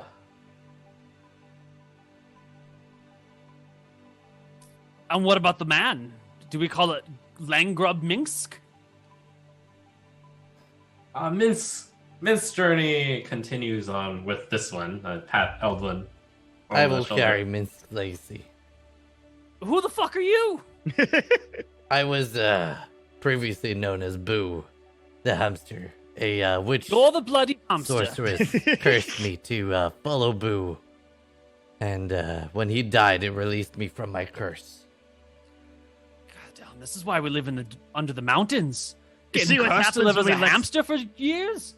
we let some fucking weirdos into the place, and now we got fucking talking hamsters and goddamn Wow. bug caves and everything.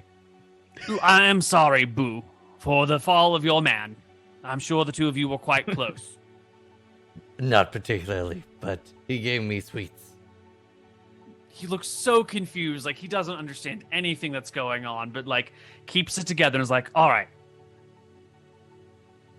So we make a statue to Minsk and then call the place Grubtown. And you Oh. think that'll honor them well enough? Grubport. Being that it'd be Grubport? a port of nothing, right? Grubport's a Grubport. Grubtown. Grubport makes more sense to me. Langgrubport or Port Langgrub? Langgrubport? What did you say, Monk? The first time you spoke. You said something wise and I wasn't listening. Langgrubport sounds pretty good. Langgrubport it is.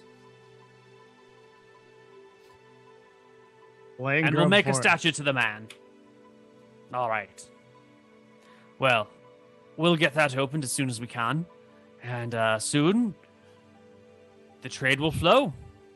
As soon as the people of Ayu find out about what's been going on, and if they are connected to you all, as you say they are, then Bob's your uncle. I think that's the human expression. Well, we head up there to talk to them next. And if it's all the same to ye, my lord, mayhaps I travel with these adventurers until we bring back the hammer and bring it back to the dwarves and do it right.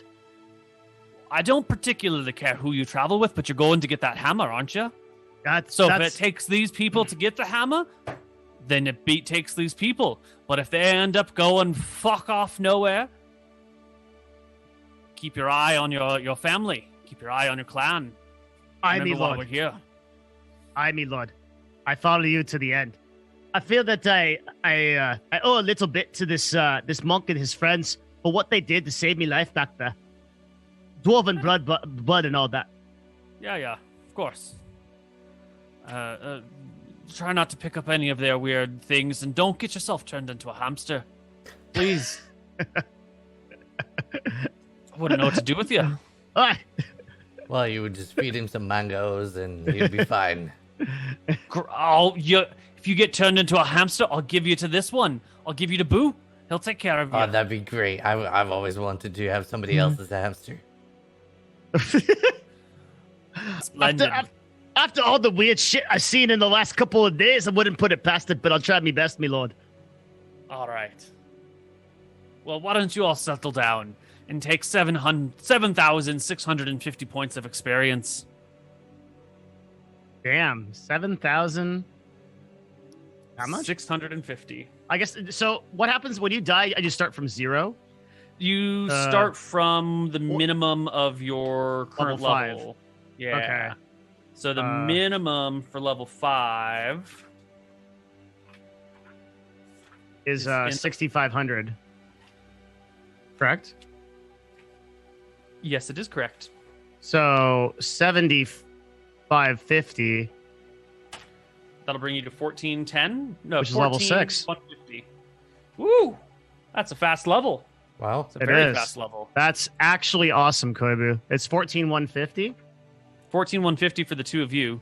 Zai, what did you get to? I got up to 26,795. Woo! So you hit 7. Oh my Corin, god. what did you get to?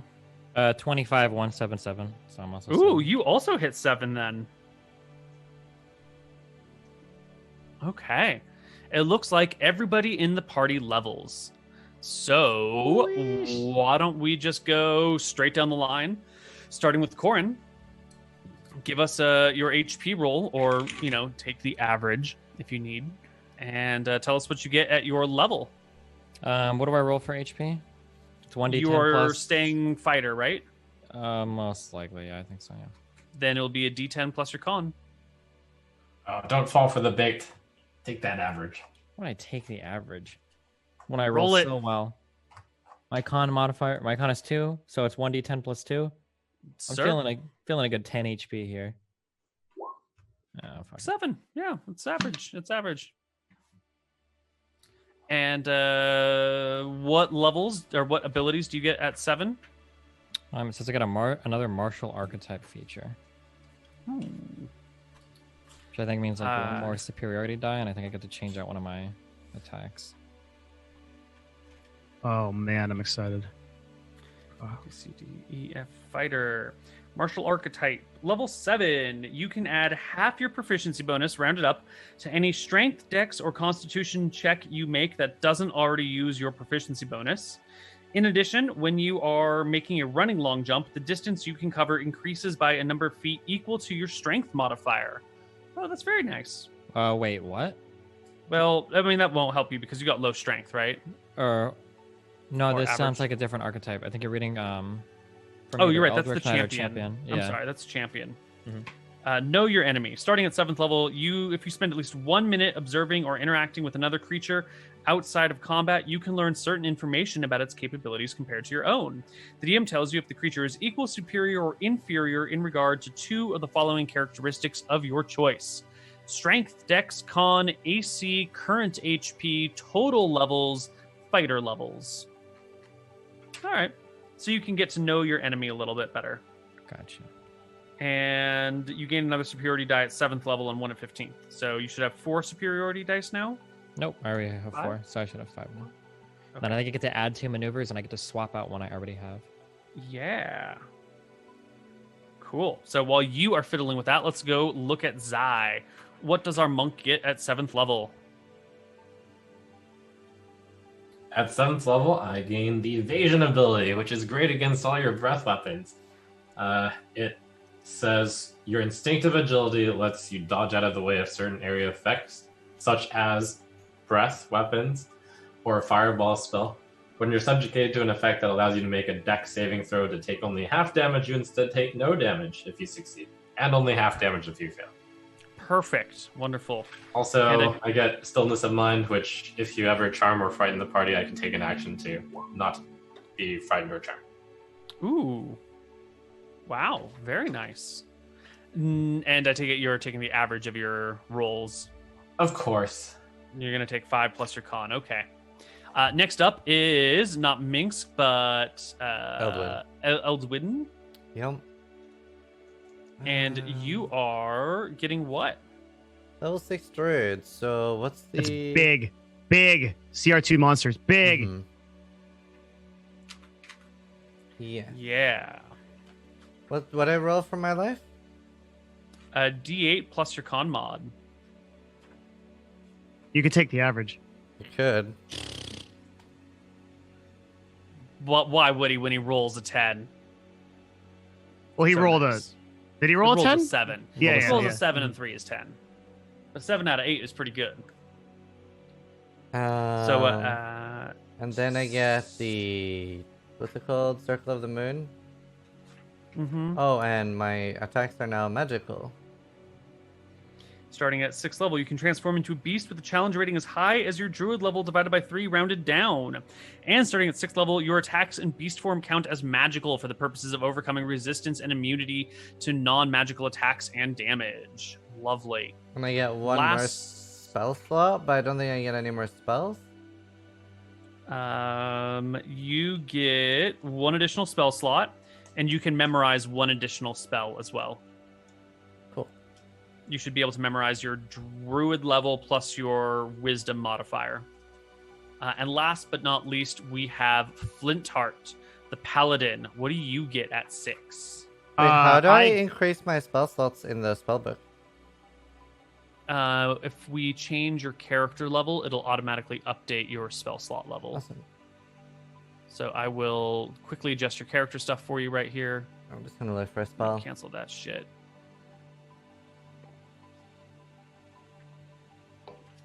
We're going to change you to level 6. Voila. And now you should have 1 additional spell slot automatically. Last but not least, we have our Paladin, LMNOP. What do you get at 6th level?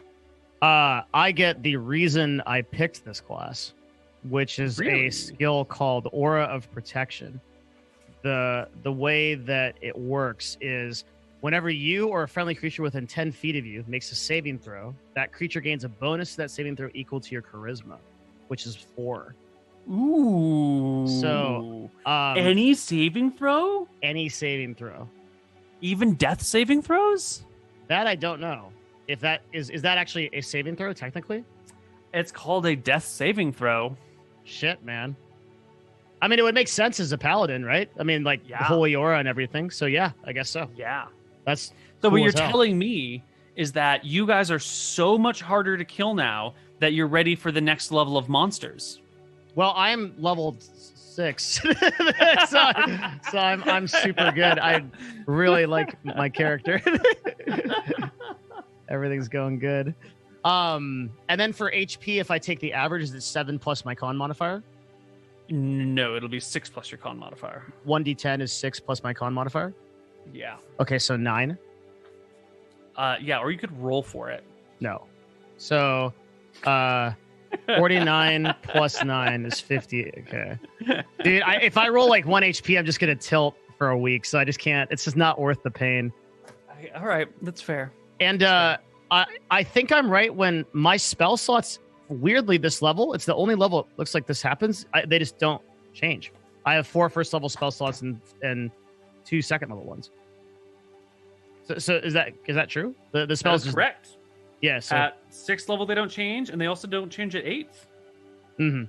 Yeah, it looks So- like every even number, they stay the same. But you get 2 spell slots at 9th, weirdly. Yeah, because then you get 2 more of 3rd level. Yeah. Interesting. Yeah. So I don't think Paladin gets anything else for a while besides the Aura of Protection, but the Aura of Protection is big. Yeah. Yep. I'm super jazzed on that. At 7th level, you get an additional 1 spell slot and a Sacred Oath feature. There's some Wait, good what? shit in there. What's That's a next Sacred- level. That'll be later. Oh yeah. Your Sacred Well, Oath, you're a Vengeance Paladin or a Conquest Paladin, so you get like a feature every X levels. Right. Okay. So there's something that happens at 7th level. Okay. Okay. So Oh, it's everybody really good. has leveled up, taken their stats, taken their upgrades. And now, before we take our break, let's just do a quick, what do you guys want to do next? And before we discuss it as a party, I want to ask you as individuals. Zai, you are the oldest member of this party, both in character age and in character time on screen. You have been here since the beginning. You are arguably the leader of the party right now. You don't necessarily always have them at your back, but you're the man with the mission. What do you think the party should do, or what do you want to do next? Well, it's clear for too long, this entire region has been a backwater civilization. Once we unite all the cities, we can actually perhaps be powerful enough to travel to other nations and take back what's ours. So what's next for you guys? Where do you do from here? First step is uniting the island. Second step is to kill that kraken. All right. Corin, you are the second most experienced member of this party. What do you think should be done next? I mean, it seems like we're doing a good job killing shit. It seems like we're doing a good job opening stuff up. So, I mean, that's kind of our goal, and it seems like it's working. So, yeah, just continuing on that path. All right. Eldwin, you were sort of the third longest reigning member of the party. You've been here since Minx has been here, sort of. What do you think is the next course of action to take? Or what do you want to do now that you're free? Eldwin is so confused. Like, he doesn't know what to do. Whether he wants to try to find the witch that imprisoned him as a hamster and try to kill her, or if he wants to, like, continue with the party. He's still, like, trying to figure out what he wants to do. He's just spending a lot of time thinking right now. Okay. And last but not least, we have Flint Heart. Well, you sort of have a goal in mind, a very specific goal in mind, right? Yes, Flint wants to unite the dwarves, bring honor back to the Blue Steels as the rightful leaders of the dwarves of the entire island. However, having been saved by Zai, there's a certain dwarven allegiance that comes with that, as his life was saved by people that he sees as not really owing him anything. And he knows that they went through a deliberate effort to do that. So I think that Flint is along for the ride for what these guys may want to do, as long as he's kind of edging them towards getting the hammer and those next steps of uniting the doors. He's always going to keep his mind on that, right? His first allegiance is always to the Blue Steel City. But I think there's a serious bond with this current party because of saving his life. All right. So why don't we take our break here? When we come back, we will see exactly where the party goes from here. Hello, everybody. Welcome back to Bears of Arcadia. We are discussing grappling, shoving, and open-handed maneuvers. You hit him with a pig? The only thing I was thinking, Trump, is that like we can do attack and then grapple without using any key points or anything like that. It's just like because so many of us have double attack for free. That's all I was thinking. That's true. I think it's just usually better to attack than it is to grapple, especially since we've just got advantage anyways by being on the other side. Well, if you have that advantage, but remember the nice thing about grappling is that it gets me a fuck ton of advantages. If you guys have somebody like surrounded, I don't get advantage on this. But if one of you grapples him, I can do 4 attacks with 1d8, and then I can triple roll for crits on every. That's true. I can also try to stun them if it's not like some super boss. Yeah. Sure. God damn. So the party is resting in the dwarven town. Oh wait, one more final thing for grappling and shoving. Is that only on creatures your size or smaller? Sorry. Grappling must be no more than one size larger than you. What if you know jujitsu and you Same can with do shoving. another size? Okay, gotcha. No more than one size larger. And we count as medium or normal size creatures. You are all medium creatures, yes. Okay. Is that the same as shoving?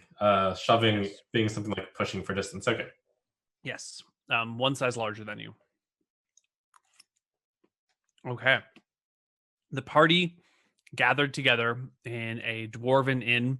Actually, more likely Flint Heart's house, probably. You live here. So, Flint Heart, do you got a family? Do you got a wife and kids? Yeah? Oh, that's a good question. I mean, he's been alive for 250 years. I'd assume. Are you bringing your friends home to meet them, or are you going to, like, put them up somewhere else? I would definitely bring them back, but I haven't put this thought into my character, and I'd have to ask you more questions about the place. I assume that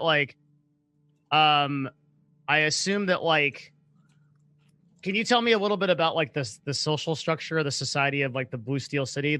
So Fred Hart is a forge master. He's pretty established in the city. He makes stuff. Assume most dwarves are mono. What's the word? Like with a dwarf woman, have dwarf kids, that kind of thing. How does it work? Monogamous? Yeah, monogamous. Mono. Monogamous. Yep. Yeah, monotheistic. I don't know. Yeah. Yeah. Dwarves tend to pair off one-on-one. Tend to. Mhm. It's the Yeah, so- overriding commonality. I'm sure I'd you say can that find Flint your... has a family, like a Okay.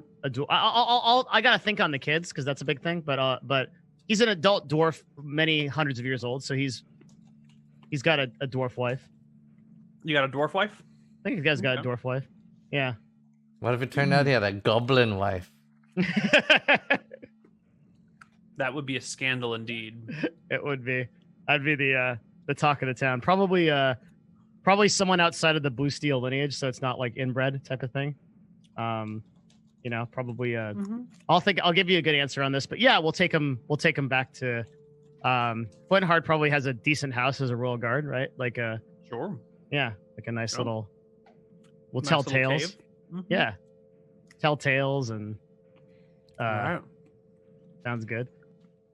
So you guys rest and decide where to go from here. I know you say you want to unite the island, and that's a great plan. But we need a next course of action. Where specifically do you travel to from here? There's a lot to do, right? Like there's ruins everywhere. We haven't even finished the elf thing. Who had the nymph necklace? That's actually a big deal. The thing, That's me. Fortunately, I didn't I die. feel like my character can't even talk that much. Like my character doesn't even know about Ayu or any of that stuff. So for now, my character's like more listening and stuff.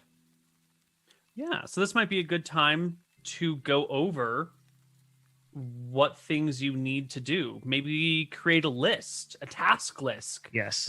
and then you can mark them off one Does at a time. Does Flint know how to write? The dwarves know how to write. There are some dwarven writing, yeah, Okay. but it's more like s- etching in stone than writing on paper.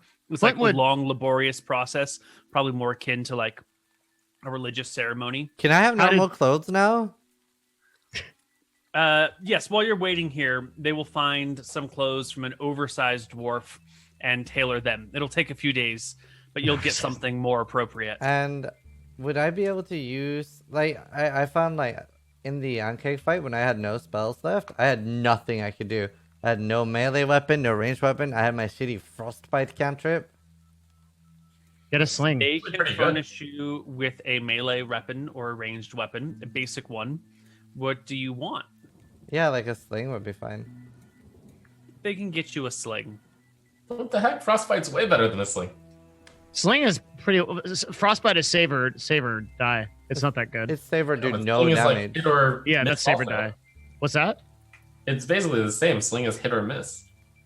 True. Mhm. Yeah, Very true. How'd you get so smart? So what I'm asking basically is how do dwarves keep notes about things? Here in this part of the world, they pretty much just talk and remember. Okay. Yeah. All right, well, and then for that's- really important things. They might write it down, but that involves like getting out a slab of stone and chiseling Yeah. into it. So it's a bitch. Okay. Then we're just gonna talk about what to do next. Right. You guys can write notes because you're players. So I- what I are the will. things that you need to do? Let's list them out. Sure. So we- the we- first we need- immediate thing is we succeeded in the IU thing. So Yeah, we need to go to IU. and we're done. Yeah. We need to go to Okay. IU, set up that, and talk to the queen. We need to get the dwarven hammer from Porthos, right? Yep. There's stone tablets at the Ember's Keep. That was originally our plan because we thought that it was going to be too difficult to go to Portheus. Embers keep stone tablets. That's for Riki. Yep. And then That's there. about it. think there's We some other have the amulet that will solve itself for Bastion someday. Hopefully, yeah. The one that's searching in your soul and seeing if you're good people or not. Yeah. The one Could, that is judging silently your every action. Quick question. One of the spells is called plant growth, and it can give You enrich the entire land, becomes enriched, and will have twice the yield for a full year. Jesus. Wow. What? Do they really need a nymph? Could we just like... Oh yeah, because the nymph is like the overcharged version of that casts over the entire field all the time. The nymph Right. will be like, instead of twice the yield, it like grows at 10 times the rate or something. So she's like the crazy plant growth alternative. That's badass. She's got electrolytes. That's what plants need. One of my favorite movies of all time. Holy shit, that's a good movie. Wait, what movie is that from? Oh, Idiocracy. Upgrade. That movie's so fucking good. Who knew it was a prophetic film? It was. In a lot of ways. Wasn't Koibu, what other active towns are on this island? Civilization places that we know of. Ember's Keep. Okay. You've never been there. Riki, you've been there, but they aren't in your fold yet. Ayu is basically with you. You just got to finish it off. And the various dwarven clans. Oh, and Solvang, which doesn't look like it can really be in your fold. It's more of an extension of the elven civilization than of yours.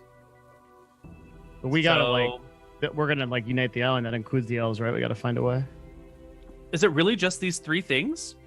You got to get the hammer for Portheus, the stone tablets of Edinburgh Keep, Ayu. What's Oh, and 4.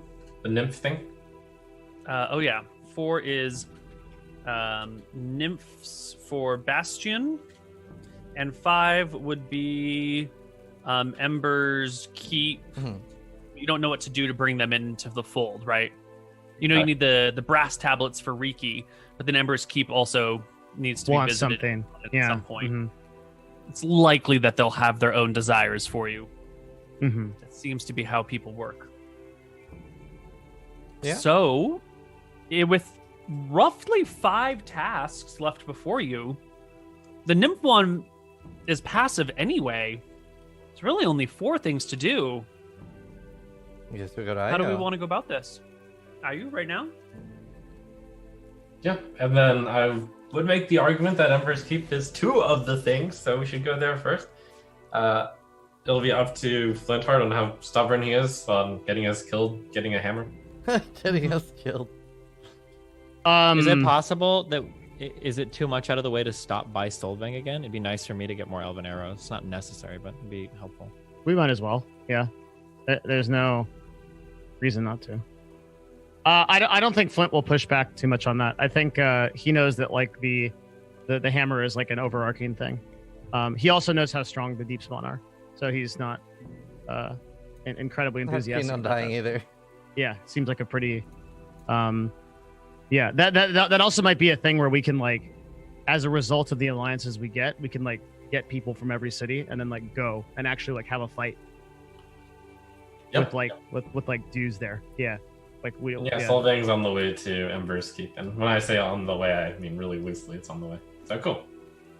So I think we go to IU first, talk to the queen, get that set up, and then go leave from IU to Solvang, leave from Solvang to Ember's Keep.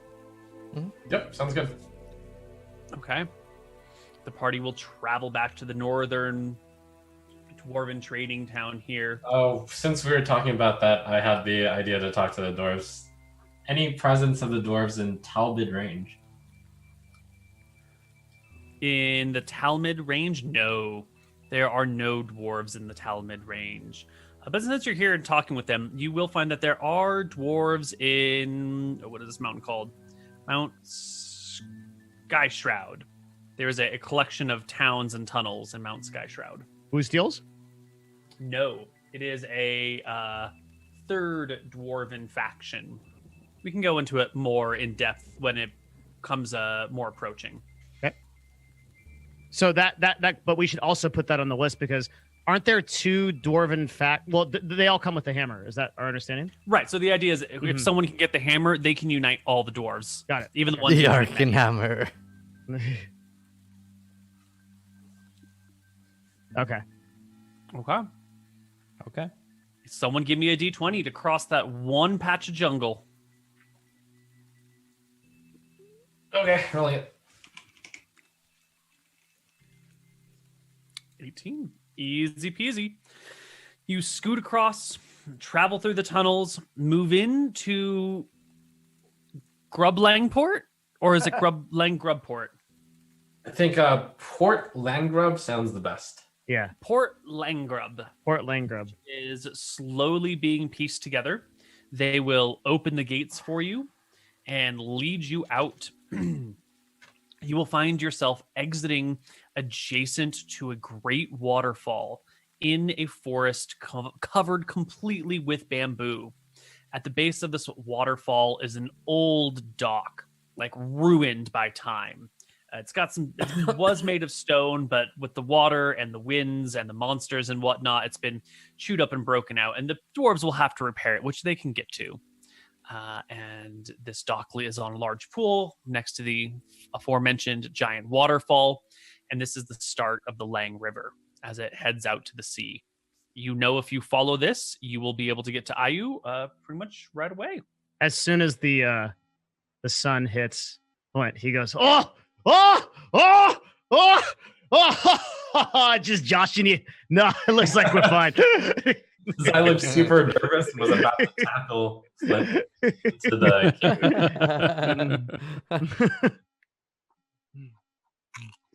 Alrighty. What is the dwarven base movement, or what is your movement speed? 30 feet, I think. Maybe it's 35. Pretty slow. I don't think so. I think it's not 40. I know that. I think it's 25. Usually Oh for my smaller characters for like God. dwarves and stuff. Yeah. Jesus. Which means that everybody's going to be going much slower through the jungles now. Sorry, everybody. This is what we trade. This is what we trade for a tank. Is it 30 for dwarves? I think it's 30. I'm looking right now. I'm sorry. I don't know where my empire I'm is. looking too. I can't find it. Here, dwarves, Give me 2 seconds. I'm just loading it. Speed 25. Oh, However, Yep. it is not reduced by walking and having heavy armor. Yeah. So, Yep. if Or we dwarf. consult our handy dandy movement rules, we will see that you can go 1 jungle tile per day or 2 bamboo tiles per day, unless you hoof it and you run at 150% speed. 150, that would be what, 25 plus 37 and a 12? half. 37. We dwarves Yeah. are not very good runners. Very dangerous at short distances. Okay. So if you guys want to travel with disadvantage on stealth and perception, then you can go 3 bamboo and 2 jungle. Or if you want to travel at carefully, you can go 2 bamboo or 1 jungle. Question that fucks myself over. And I'm saying this with the caveat that I built this into my character because AC was going to be the big deal, being a big tank. I understood it came with costs. One of those costs is I actually have a disadvantage on all stealth rolls. Would that include stealth rolls that go through? It would, yeah. So Yep. if we go stealth, are we rolling as a party with disadvantage because I'm clanking through the woods? We'll just use the weakest link of the party, which would be you. So effectively, yeah, the party's at disadvantage. Okay, Great. just This is keep, perfect. Keep, I've always encouraged us to travel at double keep speed in mind, anyways, so- Koibu, that I took that, and the AC that I have that's my cost. Okay, so don't gear up every one of your creatures with breath weapons. The random encounter list has not changed since session 1. Okay, so basically, if the we're moving monkey at double evolved. Now it shoots fire. if we're moving at fast speed, we should consider ourselves at 35 now. So we Right. can go to that jungle. So Yep, 10, 20, 35. Boom. That is day 1 of jungle travel. And would I please get a d20 from none other than the host himself, the great and mighty Ziz. Yep. RDS. Such a build-up, such a letdown. Whoops. Wait. The D, Wait. please. There you go. First day of travel, no problem. Zai, give us the second day of travel. Easy peasy. all right. Gets us to You Ayu. make it to Ayu. Yay. You can wait for the water to go down with the tides, go across the sandbar that appears, and arrive at the gates of Ayu. They recognize Zai, who sort of spoke on behalf of the party before. They'll recognize Corin and his no-nonsense attitude, and they will see a dwarf. A little surprised to see a dwarf around here. Can I ask a question? Mm-hmm. Would I have ever seen the coast for any reason? You might have looked out of one of the high windows atop a mountain and seen the ocean from 20 or 30 miles away before. But Hasn't seen sand. I don't think you've ever set foot on the coast in your 250 years of life. What is amazed? What the fuck is this? He's stomping around on the sand. It's stuck to me boots. Am I sinking? Is this it? Oh, help me! Help me! Oh, wait. Good day to you. Stands behind Zai. Quite. You're going to have a grand time exploring this new world. And this isn't it. Across this ocean lies my goal. Across this ocean? Any idea how big it is? Any idea? Koibu? The ocean? It's endless. Any stories of contact or journeys across the island before? Not that you would know. Now, the dwarf, you've heard stories passed down through the generations of your people, your very long-lived people who still have some forms of writing, some old stories. You know that once upon a time there was travel here from far away, and that it took a long time to get here, but it's always just been phrased as a long time to the dwarves. And over the generations, that has become questionable. Like, is it a long time as in a couple of lifetimes, or is it a long time in, like, you know, a really long, shitty afternoon that just drags on and on and on, and it feels like an age? Well, it's got to be pretty long because the dwarves that are here haven't heard of it, and 250 is like an average dwarf adult. Flint's like at least 200 years old, so like he hasn't had any history with or contact with outsiders in that right. whole time. No outsider has come in 1,500 years. But when a dwarf says it'll take a long time, does that mean hours, days, weeks, months? It's hard to really know. Yeah. You're right. Yeah. The humans have been too busy fighting for survival, and they lost their histories. And so you guys only have the vaguest of notions of like another land, a greater place that isn't this like savage, brutal wilderness. Now, you telling me that be where you want to go? Off into the other land? Yes, it is my dream that someday, when this old man is put to peace, that the children of this land will be able to go to other places and trade will bustle and new cultures will flourish. Why? You got perfectly good mountains right over there. Well, what if there's really good alcohol from other places? Good ale? Now that's something you can sign me up for. Exactly. What if the ale in far-off lands is even better than anything you'd ever dreamed of?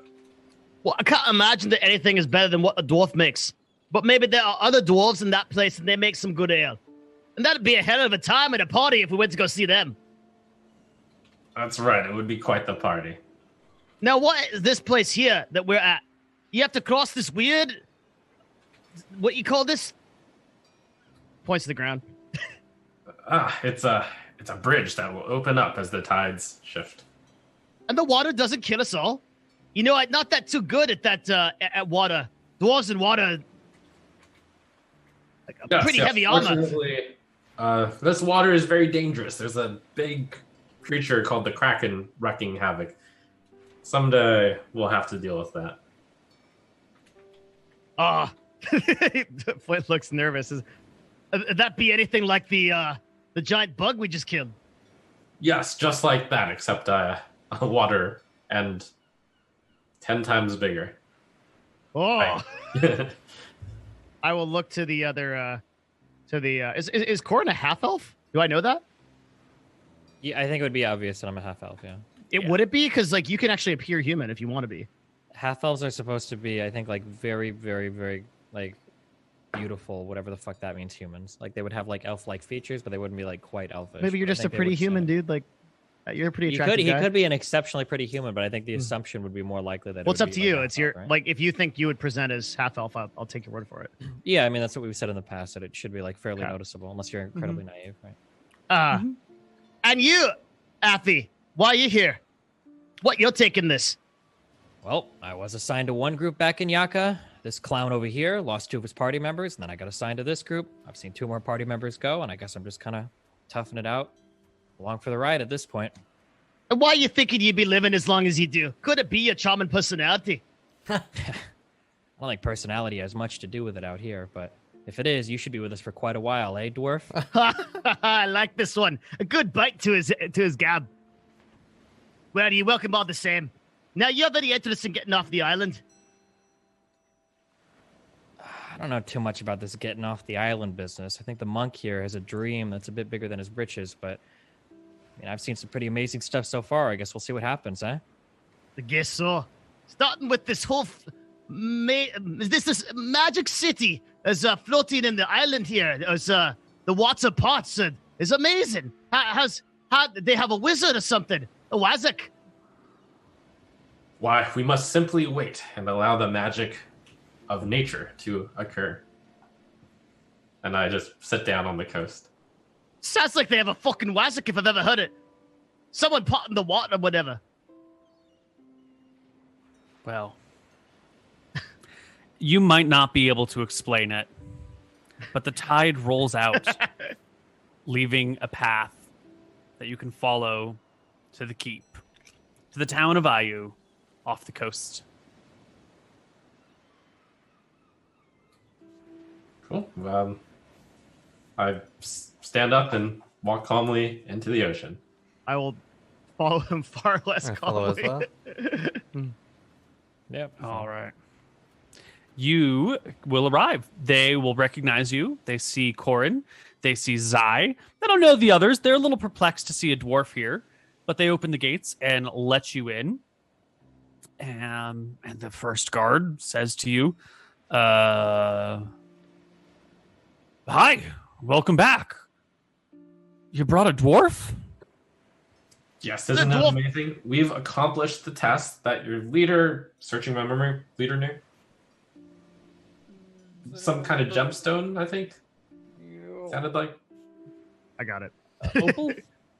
Opal? Queen Opal. Yeah.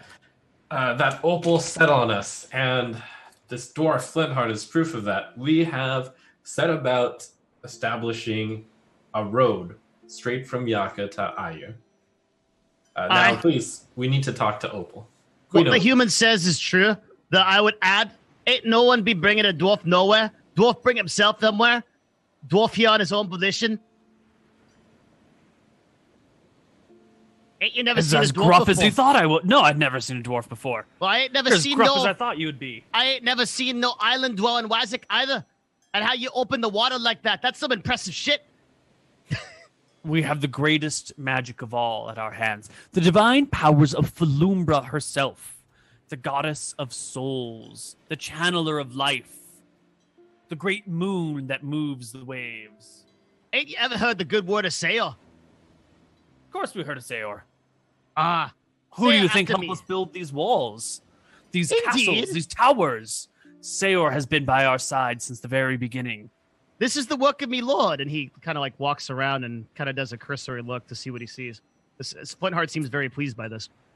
I mean, like, they succeeded in stacking stones on stones, right? Like, these are technically walls, but you can tell that these things are going to have to be repaired like every 100 years or so. They'll basically have to rebuild the walls or like patch up them.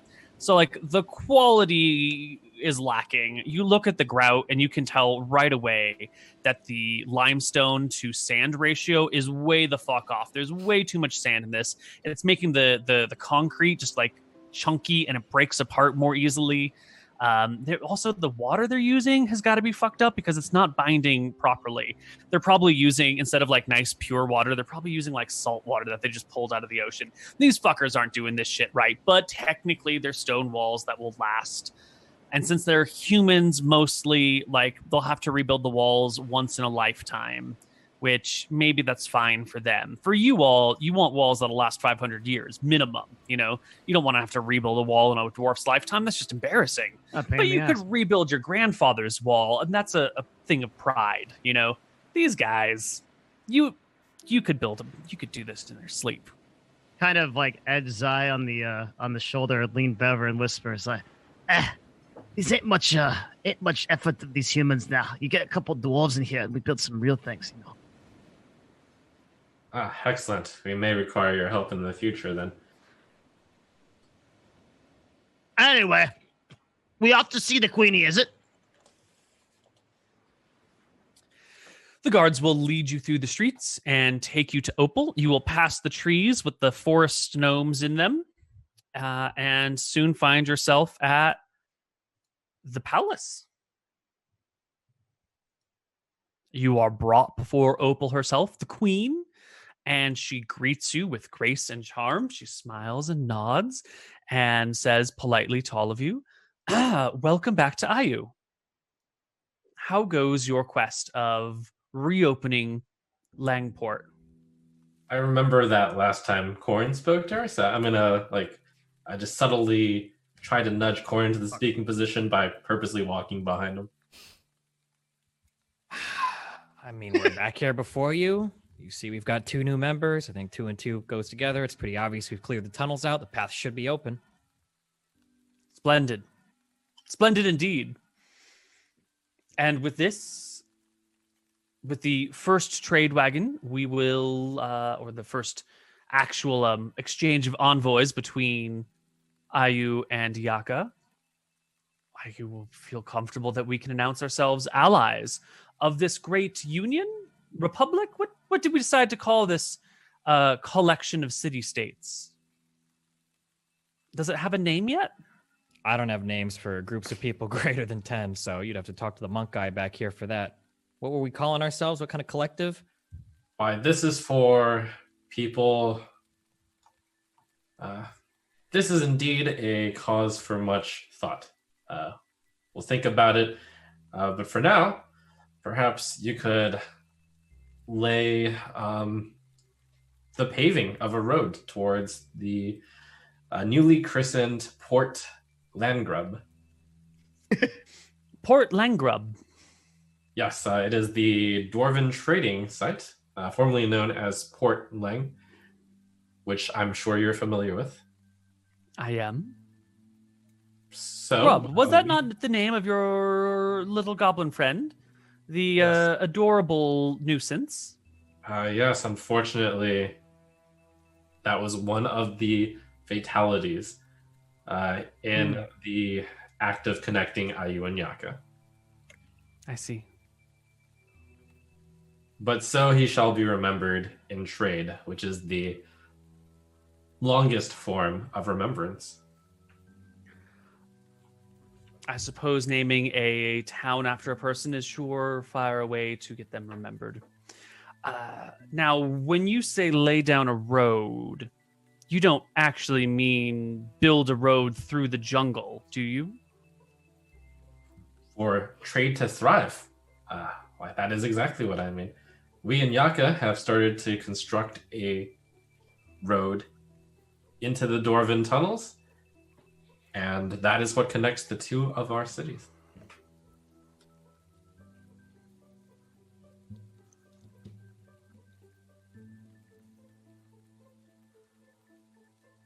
Okay. Then road it shall be. That's a big She thing. ponders for a long moment. The logistics of this project are going to be a nightmare. This is probably going to be the task of her people for the next few years. But she feels confident that it can get done. Nice. Well then, thank you for opening this, and I look forward to our two peoples, our many peoples actually, prospering under a united cooperation, a united front, and united trade. Aye, milady, if I could take a moment of your time for perhaps an offer. Yes, Mr. Dwarf. If it's be okay with my monk friend over there.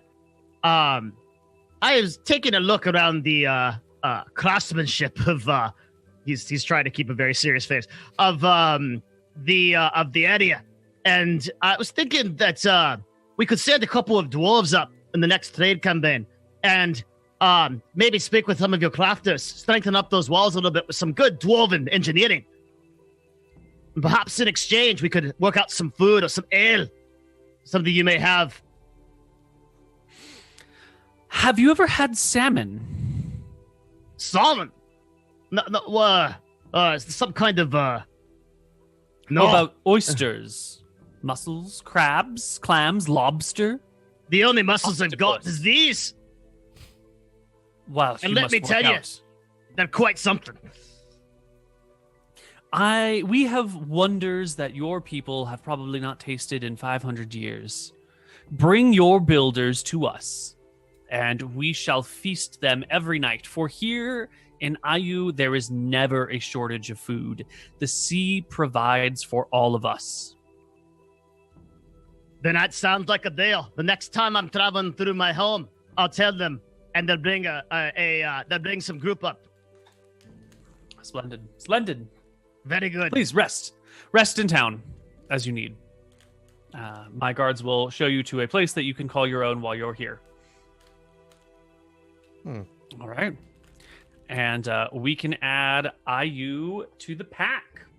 Nice. Now, if anybody die, they will res at, I think we said level 6 now. 1, 2, you'll start 3, 4, 5, 6. You'll start at 6. That's great. Can goblins be managed by people? That was the random question. Ooh. What are your expectations of the word manage?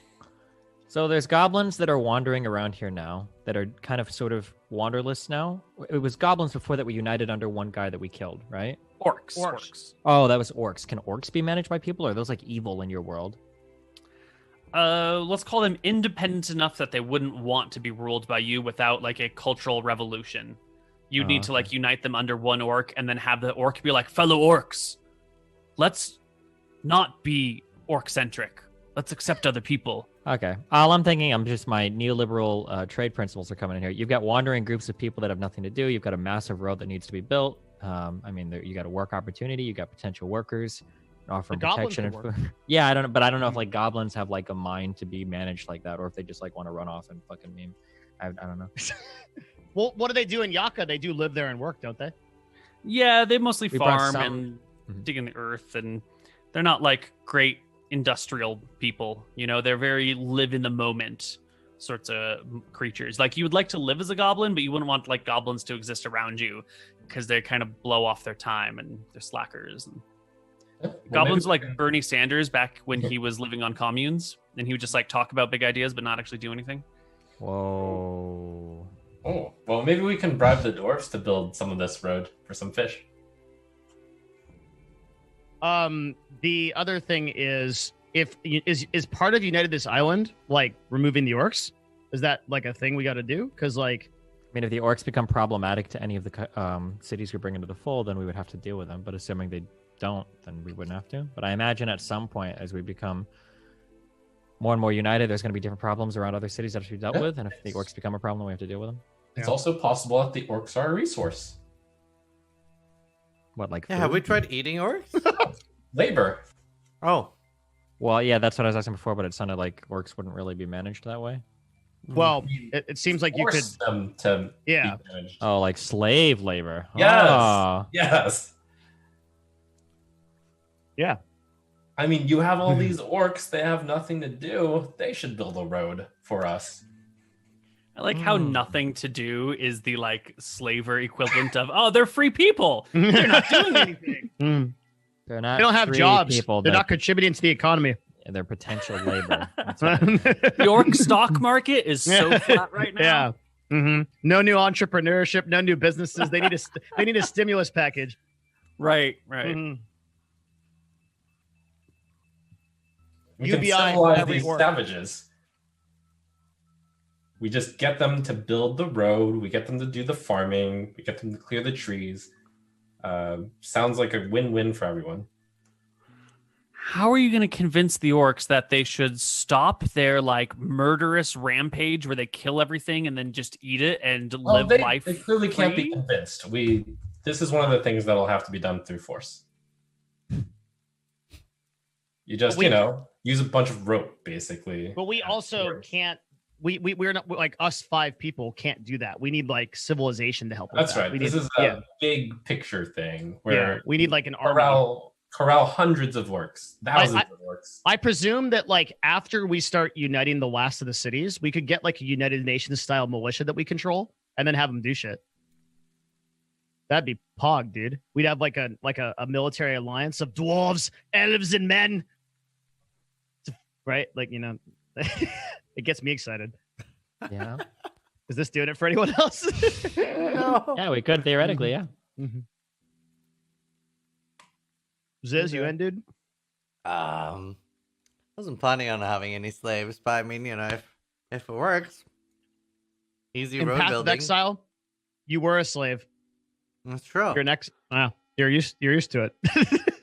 Every time you reroll on the beach, buddy. So going in and enslaving the orcs is priority numero uno? no, it's just a thing Okay. we're thinking. But I'm going to put it on the list. Okay. Yeah, I put it on the Cool. list. All right, we'll cross that bridge when we get there. So it's a real long-term empire building plan. I guess we go to Solvang then. Yeah. Are we done with Opal? Do we have anything to ask of her? I make sure that I treat the party to a feast of fish. I mean, I'm sure that's Sinayu. Yes, they will feast you with shark and fish and spiny octopus. This is where Koibu makes us each roll to see if we have a shellfish allergy and die. Koibu, does this actually unlock anything like in the campaign? I know you said Riki would unlock wizards and like hobbits unlock hobbits, shit like that. Right. Is there anything special in I think Ayu doesn't have anything special. I can't think of anything special that Ayu would have to offer. I don't think there's any classes that come with it. I don't think there's any races that come with it. Maybe if you really, really, really want to play a forest gnome, we could make it work. Oh, don't tempt me. You know that's my shit. Hey, that would be horrible for everybody in the party, though. I can't. You would have to be a spellcaster, and Yeah, then you would just like sit on someone's shoulder the entire time. Yeah, it'd be extremely dumb. I really want to keep have this. to roll like D2s for HP as well. Oh my god! I'm gonna roll a 1d20 for sea shellfish allergy. If I get 17, I'm allergic to shellfish. Okay. Okay, we're good. Thank God. Why 17? I don't know. Okay. I'm rolling. If I get a 20, I'm allergic to shellfish. If I roll a natural one. Oh, right. Trump. Oh, you already did. Okay. All right. Okay. So the party looks forward. Now there's one nagging thing. Eldwin, you're not from this island, are you? You're Nope. not from this place. So this is your first time in a town. You kind of visited those dwarven towns for a bit, but you'd just gotten out of being a hamster and you're fucking in some caves and there's a bunch of fucking dwarves. Now you are walking amongst other humans in an open-air town down by the ocean. It's a little bit more familiar. What are you doing to try and get your bearings and sort out where you are and what's going on? So Eldrin right now is sort of just biding his time, and Eldrin feels completely without purpose. Like, he's got these people, like doesn't really have any crazy bond with. Sorry, like they fought that queen, but he's sort of just, he was a hamster for so long. His memory's all fucked up. He doesn't know, like, he was definitely not on an island. He was on a mainland somewhere. And he's trying to figure out what his role is and what he wants to do next. So he's sort of just like going with it for now and being a bit down. Yeah. Yeah. So what are you going to do about that? We don't know yet. We're just gonna go with these people for now. But like, you're not going to try and figure out where you are right now. You're not going to try and, I'm use this exploring as an the opportunity island, and to- Zai keeps talking about wanting to get off that island, so there's incentive to continue with them there. Does he understand that you can't leave the island until the Kraken is killed? And you can't probably kill the Kraken until you unite all the peoples to work on that one task together? Yeah. Yeah, that's something he gets? Okay. Yeah, I mean, he's been here when I said that, so. Okay. I just wanted to make sure that he had some, plan. It wasn't just I don't know what to do with my life. Mm-hmm. Cool. Well, here we are. We can take our break and come back and set out in the direction of, where did you guys say? Solvang. Solvang? Mm-hmm. Yep. And then see if we can get to Solvang on the other side of our break. Yep. Or, whatever encounters we get into. And that sounds nice. So see you guys on the other side of our break.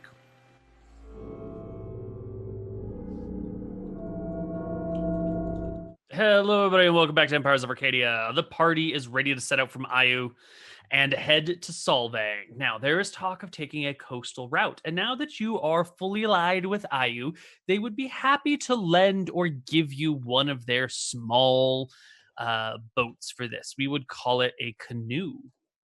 And you could canoe along the coast from Ayu, up and over around this thingy, over to here, through the swamps, and then along the river.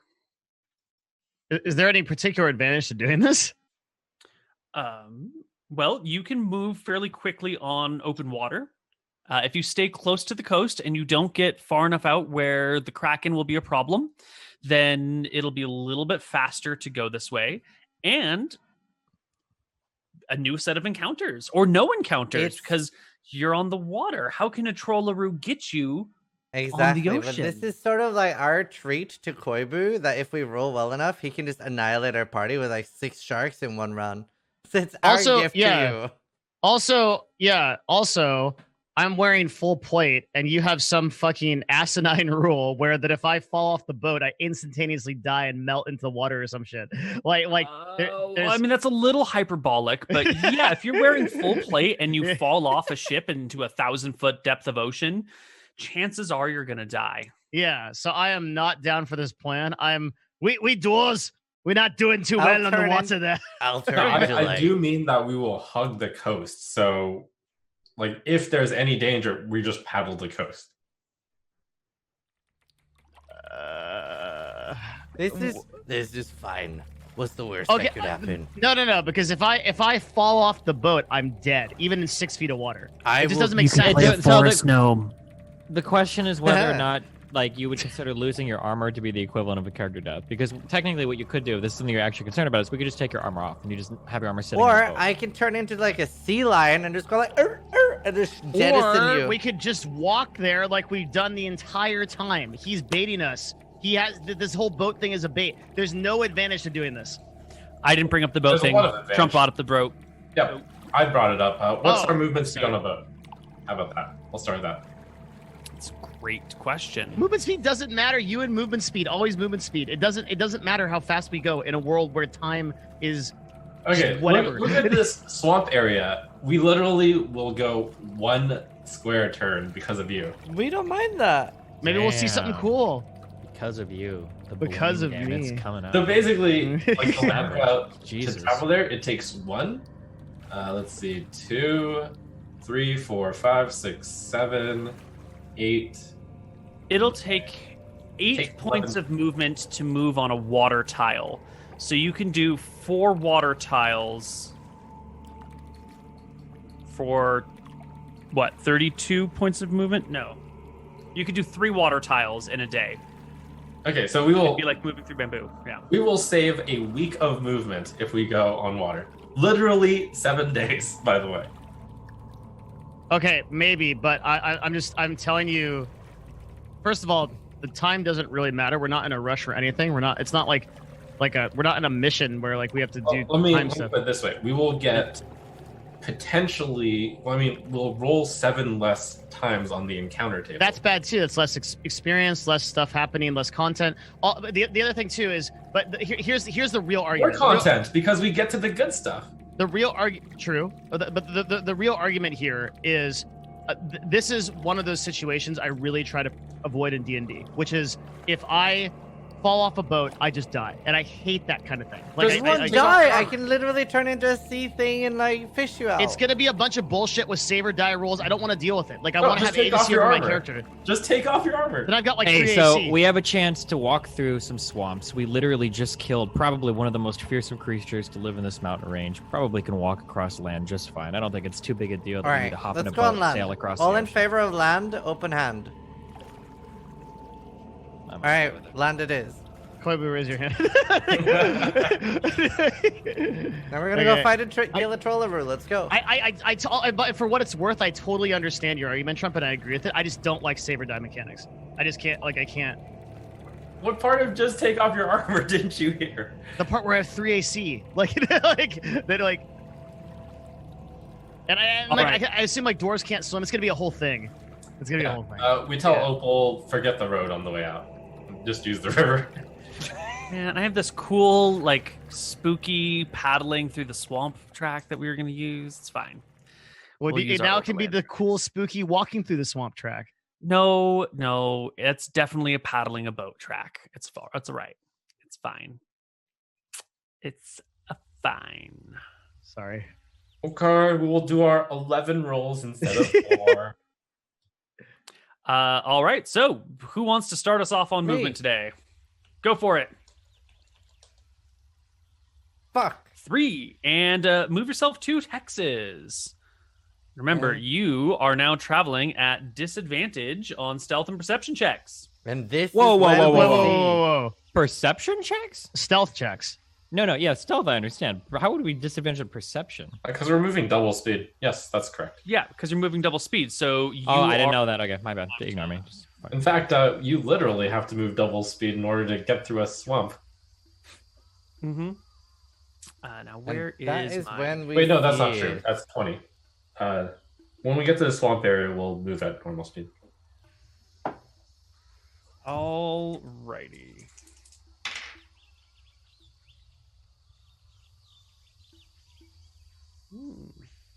I changed my mind. I want to take the boat. Yeah, me too. After I rolled the 3. What? Maybe the the three boat low was a numbers aren't good- matter, right? There's just 3 or 4. Or wait, which ones? That's what Who's I'm remembering? saying, 3, 6. Maybe the boat was a good idea. Like this is an encounter. It's not too late to go back to high. It's too late to avoid this encounter, though. Yeah, 3s are encounters. You're walking through the forest, the jungle. Who has the lowest stealth of the party innately, which is probably the lowest dex of the party? Is it Dwarf. the dwarf? My Yeah. my dex is 14. Oh, wait, but I think the plate mail means you have 0 dex still. What? I think like the No. dex bonus is 0 when you're wearing plate mail, or something like that. I don't think so. I don't think so. I'll look. So full plate has a disadvantage on stealth. Requires bunch of strength, and that's it. That's all it does. Doesn't have a weakness on. Okay, you're right. My bad. I have 6 stealth.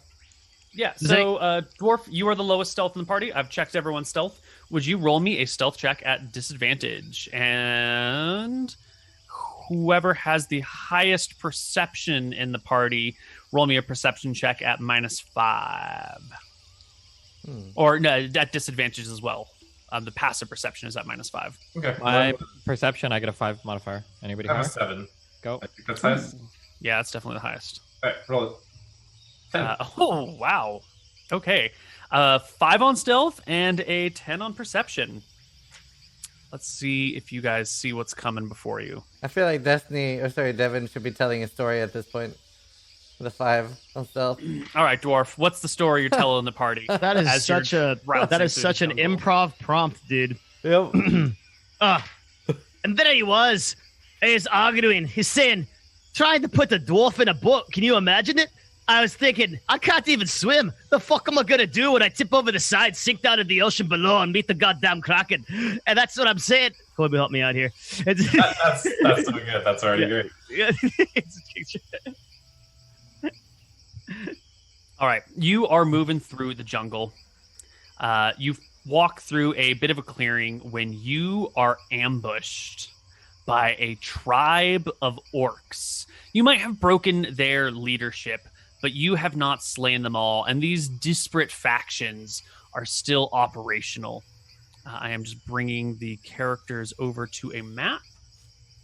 Since you started saying like the I heard troller. I heard like.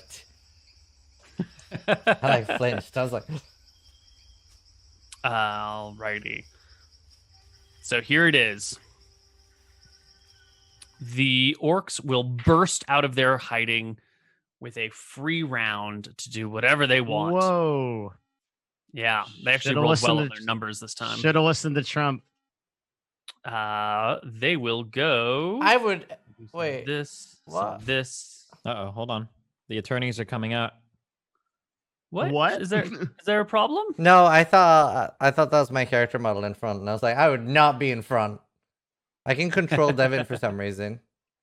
Yeah, me too. Here, what's Dev's this? just gonna. Sorry, sorry. Koibu, help. I need an adult. You know, some of our. Never mind. That's a story for another time. We know some people at camp. I need an adult. It's a whole What? thing. It's a story for another time, guys. Jesus. All right. So the Warriors move in first. They go for flanking positions on all the people in the front. And two of them have had to use their bonus actions to dash forward towards you because they can use a bonus action to move at speed towards a hostile creature it can see. And then they begin their bullshit multi-attack, which I know you guys love. They're bash my enemies to the ground and stab them while they lie there moves. So on the dwarf, we got a shove. You got to beat that 22 with an athletics or acrobatics check, dwarf. Mm, Do you know, technically, this is a good thing. Our future orc slaves are coming to us now. Yeah. All right. And now against Zai, you need to beat an 11 on an acrobatics or athletics check. Oh, my god. And Corin, you need to beat a 12 on an acrobatics or athletics check. I mean, are you even trying? And you now need to also beat a whatever this is about to roll, if it shows up actually, a 20 on an athletics or acrobatics check. It's a little bit harder, Coibs. wait, But I Ooh, got it. well Okay. done. wait. Trump succeeds. He's in my saving throw range. Is that considered a saving throw? Is it not? No, this is a skill check, not a Ah. saving throw. Okay. Yeah. Mhm. All right, Corin, this guy's going to kitty corner you with his athletics check as well. Third time's a charm, though. Really? 14. Oh, all right. All right, Good Corin's one. still standing, Of course. but I the other am. two are knocked down. Our orc buddy is also going to move here. And now we will start the attack round. So on the dwarf, who is prone, we will get the... well, first no, we're not battle crying. We're multi-attacking. We will get 2 great axe attacks on the dwarf who's down, starting with this attack against you at advantage. 21. There's no music, by the way. You don't hear music? I hear it. I hear it. Is it meter refresh your beat? browser? It's meter. It is I'll meet refresh. to. If you have AC 10, a 10 will hit you. If you have AC 21, a 21 will hit you. It hits. All right. And his second attack is only a 9. And then the regular attacks, also advantage from the flanking guys, are a 22 Yep. and an 11. So you will take from the chieftain 15 and from one of the side orcs 9. Mm-hmm. On Zai, you will get attacked for 21 and is it lagging? 21 and 19. I think those both hit. 18. They both hit. Yep. So you will take 4 and 5. You'll take 9 points of damage. And against Corin, these are regular. Actually, they're advantaged because they're flanking you. 7 and 24. The 24 will hit you for 8 points of damage. And last but not least, our Orc Shaman will take their turn throwing down a hold person spell at the Druid. Druid, give me a wisdom saving throw or be paralyzed for the duration of the spell. 22. And you easily pass. Okay. All right. Now let's roll initiative. Anybody in the party can do it. Beat a 16. Easy. You beat a 16. Pretty critical. It was. You could say it was Yeah. critical. Mm-hmm. Yeah. All right, party. Okay, it away. I am going to conjure animals. Yeah, that's good. Tell me what type of animal you're going to conjure, or what difficulty.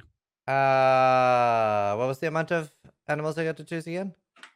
2, 4, 8. Read your spells. 4. Yo. Four CR what's? As high as I can do. I think it's 4. I'm asking you CR1. okay, I'll look up the spell myself. It's 4 CR1 1 half. I think Koibu. 4 CR 1 half. Yes. You were right. Mhm. All right. 4 Try CR restarting the 1 audio half. track, by the way, Koibu. It's still even after Works for refreshing. me. Still quiet for you? I'll stop and start. There. All right. Yeah? Okay. It's No, not I working can't hear for it. me now, but Anyway, again. No, I can't hear it. Fucking rip. fucking rip. There we go. Can you all hear that? Yes. Mhm. Yep. All right. There we go. There we go. So you are conjuring CR 1 half. You are going to conjure apes. Apes from space. Space apes. They're not just regular apes, actually. Gorilla is what we're calling them. And where would you like to conjure your gorillas? In that like space below Psy. So like Okay. from there to there, basically. That open Okay. space. My gorillas aren't showing up for me. We were having this problem yesterday where I was dragging tokens on the map and they just weren't popping up at all. All right, these apes are showing now. 3, 4. And they have this. And you said in the space between Zai and Flintheart? Mm-hmm. All right, they will appear in a line like that. Can the one monkey? Can they be one line to the right? Like that? Yes. Perfect. Thank you. Sure. That's fine. That is your action. No. I No? want to shape change. Ooh. What would you shape change into? The snake. Into a snake. I don't have to Giant press anything, do I? snake? I got a giant snake. All right. Right, because you are level 6 now, so you can do CR2 creatures. So we'll back you off, and you become a snake. I have to And you will roll. roll 8d12 plus 8 for the hit points. 56. Very nice. Can you control the snake? Let's see. I You can. should be able to control the snake. Lovely, lovely. All right. A next player's turn. Okay. I will draw. Flint will draw his sword, hold it up into the sky, and say, "You fucking orcs will know the fury of the dwarves!" And I will cast Conquering Presence, channel Conquering Presence. Within 30 feet, everybody makes a wisdom saving throw. Everyone I want. All the baddies make a wisdom saving throw. Every one of them. Against my spell DC. Which is something. Yeah, I'm just looking it up. Conquering Presence. Use your channel divinity, exclude a table as an action. You force each creature of your choice that you can see within 30 feet of you to make a wisdom saving throw. On a failed save, the creature becomes frightened of you for 1 minute. Frightened creatures can repeat the saving throw and each turn, ending its effect on a success. Excellent. So, let's start with the Orc Ladies. Spell save Um, DC is 15. Top to bottom, left to right, I suppose, except that Roll20 just kicked me out. F. Yeah, serious F.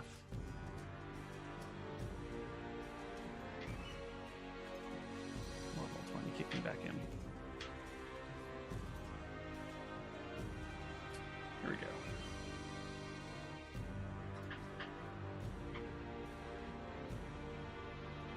Wisdom saves. Top. Fail next to Corin. Pass on the side of Zai. Fail. Other side of Zai. Fail. Side of you. Fail. Other side of you. Fail. And then the chieftain. It's a wisdom save. Actually, that should be 2 higher. That should be an 18, but that's a pass anyway. Okay. Everybody is spookied. All right, you are frightened. You are not. There's also You are frightened. that shaman's in range too. You are frightened. Ooh, the shaman's in range. Shaman's in range. You are frightened. You are frightened. And our orc shaman is not frightened. And then, Okay, and do you stand up? yes. Important question. Okay, cool. And then, Flint concentrates. To the good Lord Seer.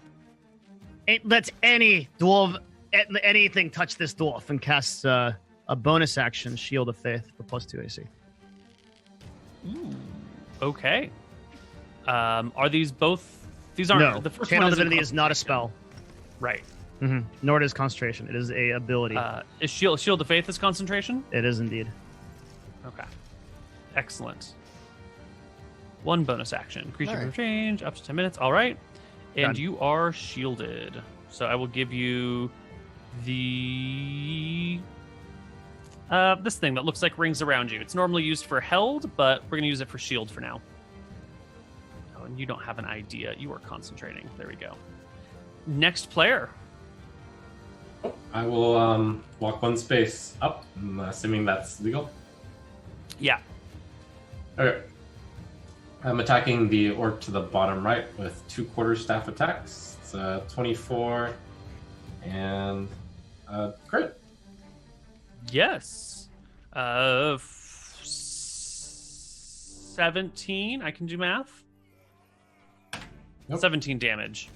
Okay, and I'm going to use 1 chi point to do Flurry of Blows, which means I get to do 2 unarmed strikes instead of 1. First unarmed strike. Oh, crit. 27 for 12. That will kill that orc. Okay, and then the other one. Strike. To left. Oh, crit Ow. again. I don't think you have an advantage on the other one. Oh, I'll move here if that's. Ah, there you go. Okay, that's fine. You will crit it He's for inside 16. me. Yes. More aptly, he is crawling all over your snaky body. Must feel good to be this big and long after being such a tiny little fuzzball for It's so great. long. Yeah. I'm going to make it do a dex save or be knocked prone. So, right. Dexterity saving throw for our Orky Orc. 18. Totally enough. passed. And well, I'll take my remaining action to slide over here. All right, she'll make an opportunity attack at you with a spear. Sorry, no, I am mobile. So Oh, if I attacked her, no attack back. so that 22 is a miss. She doesn't even get to attack. All right, Corin, last one to go. I'll move right here. 2 opportunity You- attacks. Spear, spear. 24, 24. Both hit. You will take 12 points of damage. Okay, shaman person down there. Yes, the shaman's in cover, so you'll have a slight penalty to hit. Oh, that's okay. I'm killing her. All right, firing 1 shot, 2 shot. Oh my god, those will both hit, even with the -5. -5. Slight Wow. penalty for being gonna in a lot add, of cover. It's a huge penalty. Can you It show me is, the I- damage of the first attack? Just the first attack? Yeah, just the first attack. That's the first attack. Okay. Is she holding like a staff? Do these have like arcane focuses or anything? Yeah, she's a spellcaster. She needs some sort of focus. Yeah, can She I go does have ahead a and staff. I would like to use 2 disarming attacks then. So I'm gonna add 8 damage. I'm rolling. I'll do 2. Okay. So that's 12 and 8. So another 20 there. And disarming strikes are strength saves or drop her weapon. Correct. Fail and fail. She drops her staff with one hand and then the other. Yeah. And then I'll action surge. I'll shoot her again. Fuck her. I don't want her to lose. 20 will actually almost hit. She doesn't have shield. All right, 20 does hit. She'll take 8. I'll add another 1d8 to that. 5 damage. And she'll take 5, and she goes down. Jesus, dude, the Okay. assassin. Holy. Bursted. This, wait, this guy right here next to me. Mm-hmm. I'll shoot him once too. 21 is an 20 easy blow. 1 to hit, yeah. And then I'll do another 1d8. I'll make him drop his weapon because fuck him. Can you So also roll 7 regular plus damage? 6? Yeah, Yeah, 13 thank damage. you. 13, and the strength check comes in and keeps the weapon. Okay. All right. I've moved 10, so I'm gonna move 20 more feet. Like over here. Fuck it. Okay. The orc's turn. Now, they had jumped on the dwarf at the front because he was the one with the most armor, and they've been battering the shit out of him. And so far, it's gone pretty well. They hacked him down to half HP until the party had their turn and started to fuck shit up. Now everyone's sort of afraid of the dwarf. The druid in the back passed his save against hold person and is now a giant snake. There's random gorillas everywhere that seem quite hostile. The monk is breaking people's necks, and the archer is shooting people down. This was not the quick and easy battle that these orcs had anticipated. Their caster is down, and that is a huge thing right off the bat. Did the monkeys go now, or did they roll a separate initiative later? They rolled in already. Okay, so they go out. Okay, gotcha. They go at 10. Yeah. They're going to keep fighting.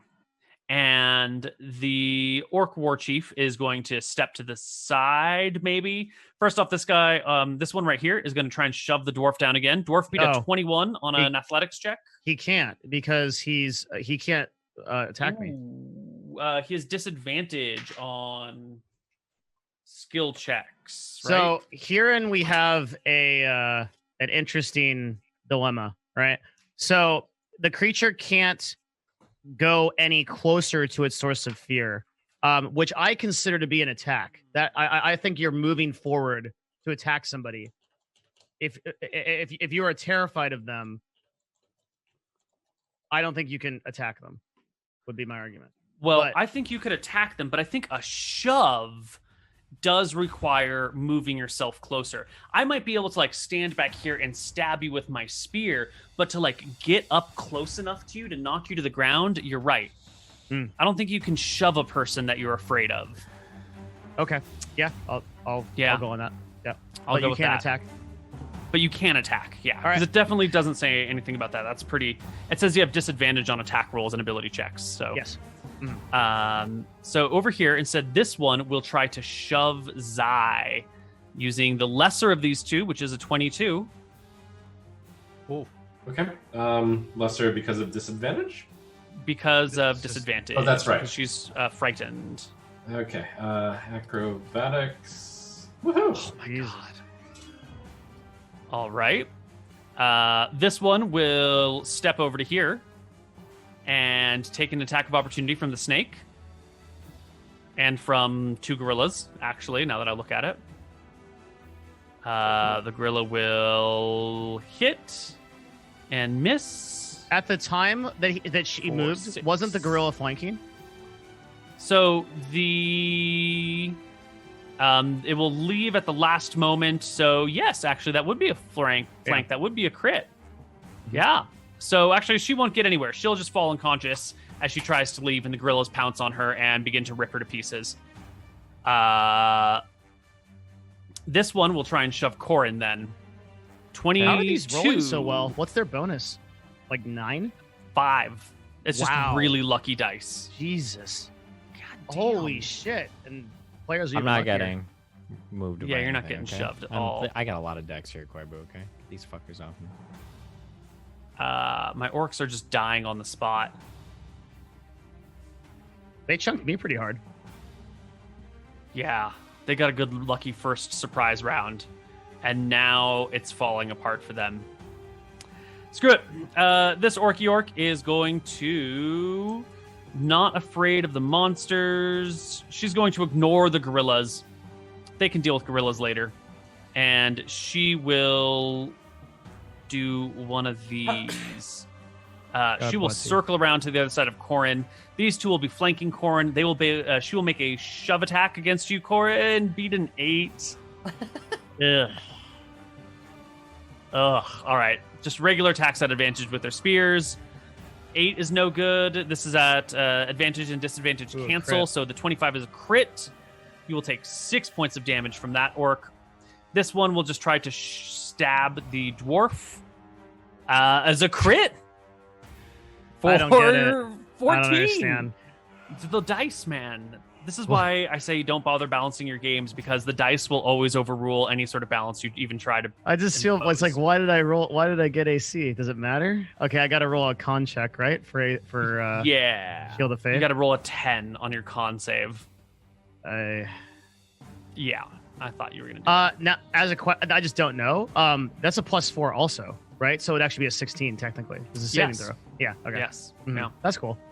Okay, and I take 14 damage. Yep. And this frightened one will also stab at you with, I guess, the advantage and disadvantage cancel from being frightened versus having flanking. So that's just an 8. And our axemen, our 20 HP. Wow. war chief warrior, will multi-attack. He will first try to shove Zai. 15. And then he'll just make 2 axe attacks at you. A 26 and a 12. Doesn't the gorilla get an attack of opportunity? When the woman left, yes, the 2 gorillas got attacks of opportunity. You're right. One of them crit her for 7. Dude, Koibu's dice are just ridiculous right now. They are Holy on shit. fire today. Meanwhile, the Orc Warlord, 1 crit on Zai for 17, which is actually really low. It rolled a 1 on its first die. And then the 12 against you is a miss, unless there's a way for him to get advantage somehow. But I don't think so. And the caster's down. And that is all the orcs. The gorillas go, and they go mad. They go, ooh, ooh, ooh, ha, ha, ha, ha, ha. And these 2 on the left will descend upon this orc over here with 2 attacks each. The first punch, the second punch. The second one's a hit, and the other one goes punchy, punchy for 2 hits on the orc. It's going to be 9 and 4 is 13 damage. The other 2 will do 4 attacks against the other orc. 1, 2, 3, 4. Jesus. 1, 2, So 3, good. 4. 2 hits. Actually, the second one has advantage. So 3 hits. 1, 2, 3. For, what is that? 23 damage. Will actually just outright kill her. She's dead. And that is the gorilla's turn, and it becomes the PC's turn again. I use Constrict on the one above Corin. Mm-hmm. You will hit. You wrap your thick tail around her and begin to break the bones in her legs for 7 points of damage. Right now, they're just hairline fractures, but as you continue to pull, they will splinter. Okay, I zip around and flank this small orc. I'm gonna attack her with the quarterstaff. Mm-hmm. Easy hit, and you kill her. She goes down. And I flank this war chief and I attack him with done. the quarterstaff. 19 will do it for 10 points of damage. And roll a stunning strike.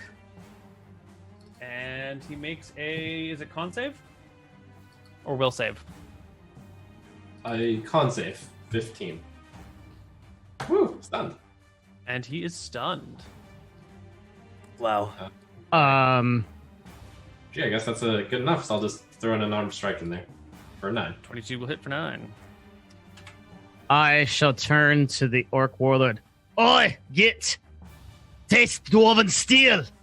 And strike. You attempted to use a roll command looking for a value of a selected token, but no token is selected. Interesting. That's a new one. Yeah. Let's try that again.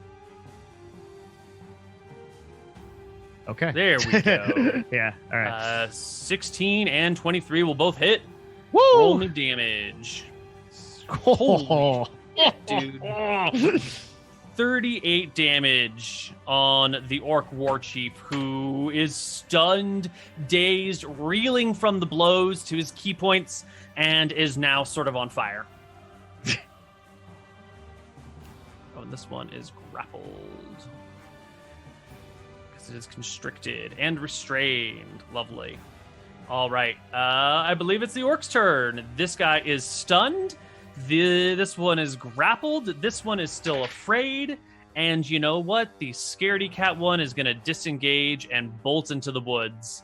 This one that is grappled will use her turn to try and break free of the grapple. She will do Wait, a did Destiny desperate attack? get me out of here. I don't have a. Oh, did we melee skip weapon. Destiny's turn? Oh no, yeah, we did. Yeah. Oh, whoops. Okay, go ahead and take your turn Sorry. then. if you Yeah, want. move out. 2 attacks of opportunity. Wait, Yep. does the attack of opportunity Spear. happen with grappled? It does, sure but it's about at disadvantage. So 12 and 8 are misses. Okay. Shooting the guy to the left, I guess, because I'd have advantage on him. 26 is a hit for 11 will kill. One below me. Ooh, Is nat one. 1 11. is miss. Yeah. Okay. That's all I got. Okay. This orc will flee into the woods, not having to disengage now, and will double move, moving well into the woods and away. The orc war chief can do literally nothing, and the gorillas go and they encircle him and pounce on him. And it's going to be 2, 4, 6, 8 attacks at advantage. So 1, 2, 3, 4, 5, 6, 7, 8. He Jesus, has dude. AC 16, so 1, 2, 3, 4, 5 hits. The gorillas tear him apart. Koibu playing D&D against himself is my fetish. That makes me very uncomfortable. The orcs are dead. They are slain. Wait, they there's are. one? There's Oh, one that let got the away. poor thing go. But did it fully get Right. away? Wait, I thought Destiny shot it. I mean, I can shoot it if it's my turn again. This one has double moved and is off screen, running through the jungle. Yeah, I think I get one fair shot at it, like at normal. I don't know. Look at this clump of trees, this clump of brush right here. I don't think you could target something more than 10 feet into that. And I can move 30 feet and shoot. I want Yeah, but 2 it's- shots. Give me 5 cover penalty. All right. Yeah. 23 minus It 5. becomes an 8. Yeah, as an 18 will hit. 9 damage. She lives. All right. Fuck. For a nice shout out, there is no need to waste your arrows on a fleeing enemy. What you mean? Don't they just bring back more orcs after this? We'll be far away by the time she comes back. Hey, Oki, tell your friends if you fuck with us again, you get the sight of the steer, the dwarves. That's what I thought. Run away, laddie. Bitch.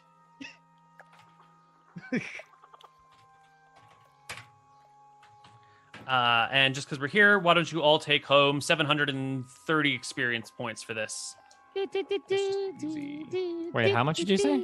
730. Oh. 1488. 14880. I ate too much Chipotle. Awesome. God, I'm so bad at remembering numbers. 735? 14,808. Oh yeah, wait, are you on the same? No, you're like in a different world. You're like a god. Different world. Yeah. 730. All right. Next person for the overland movement rates. Who's up next? Are we taking a break in between this? Like a short rest? Every move. I Oh, yeah, think, you'll is get a short rest, so you Yeah. can Mhm. expend hit dice if needed. And Wild Shape comes back on short rest. Yes. It's one of the reasons why it's so good. Oh wait, we're short resting now. Okay. Yeah. Koibu, do I have 6 hit dice? Yes. Okay. You need a 1d20. Did someone roll yet? It doesn't look like it. Or Well, I think we should we're out of time. So why don't we end it Okay. here for the day, Mhm. and we'll D20 on our return. Yeah. Yeah, sounds good. For some reason, it's not auto tracking your hit dice. Dwarf. Yeah, I see that. I'm Yeah. fixing. I'm sure you'll sort it out. Sorry. Yeah. Also, I had like death state. It's a bunch of weird shit. Yeah, I'll just Yeah. I'll fix it. Yeah, it's no problem. So everyone, make sure that you've expended the hit dice. They're tracked on your character sheets. You've gotten your experience. When we come back next week, we will see the journey to Solvang, and then hopefully a swing by Yaka. Might be nice just to swing by. Don't have to. You guys are sort of on your own at this point. Should be gods to them at this point, right? Yeah. Not like in terms of combat level, but I feel like we've accomplished a lot, right? Yeah. Yeah. You've done more for the city of Yaka in these months than they've done for themselves in years. Well, other than the actual establishment of it. True. And we were the shitter hunters leaving as well, right? Like we went to is it Yuma? Yuba? What's it called? Yuma. Yuma. We went to Yuma. Yuma because we were like the second-rate squad to deal with that, and the real guys were out doing shit. But it looks like they haven't gotten shit done. Well, we've been out here doing all the heavy lifting. So They vanished without They a died. trace. They're Never dead to in be the seen swamp. from again. Yeah. although to be fair, we've lost a full party's worth of people who have vanished without a trace. as well, Yep. so, Yeah. okay. All right. Ziz, you want to take us out? Right. Devin Nash, where can we find more of your channel? Oh, hello there. Thank you, Zizaran. I'm Devin Nash. I am in places like twitch.tv/Devin Nash, youtube.com/Devin Nash. Though I haven't been streaming that much of late, been really busy, but I do stream industry talk and stuff like that. I hope you guys liked the character. I have no idea if you did because I'm not looking at chat. And to be honest, the last 2 episodes, I haven't had a single, I've just been playing with you guys. It's been fun as fuck. I loved it. So hopefully people like it, but if you don't, I have no fucking idea. Don't let me know. I don't care. But I love you guys, so thank you for the show, and I really, really appreciate you guys being here every week. It's awesome. Nice. Koibu? You guys can find me at All Things Koibu, all over the place. And I will be doing a show on Steven's channel, Destiny's channel, tomorrow of Dice and Men. We got some big stuff coming up. Awesome. Maybe. Trump? Cool. At Trump SC, catch me playing games.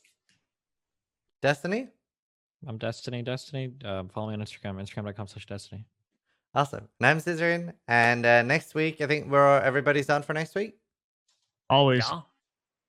Wait. I'll be here with bells on. Yeah, none of you fuckers are flying anywhere. That's for damn sure. So, And then next episode is on a Destiny's channel. I'll be hosting it over to him as well, so you can find it there easily. So yeah, usually I stream Path of Exile after this. Now I'm gonna go sleep for 3 hours and then stream Path of Exile. So I'll see you guys later. Thanks for watching, and we'll see you next week. Thank you guys. yeah, see you later. Which anime was that, Lily? Goblin Slayer. Wow, what are they doing that one? Wait, yeah, what are they doing that one? Tell us about goblins. Yeah.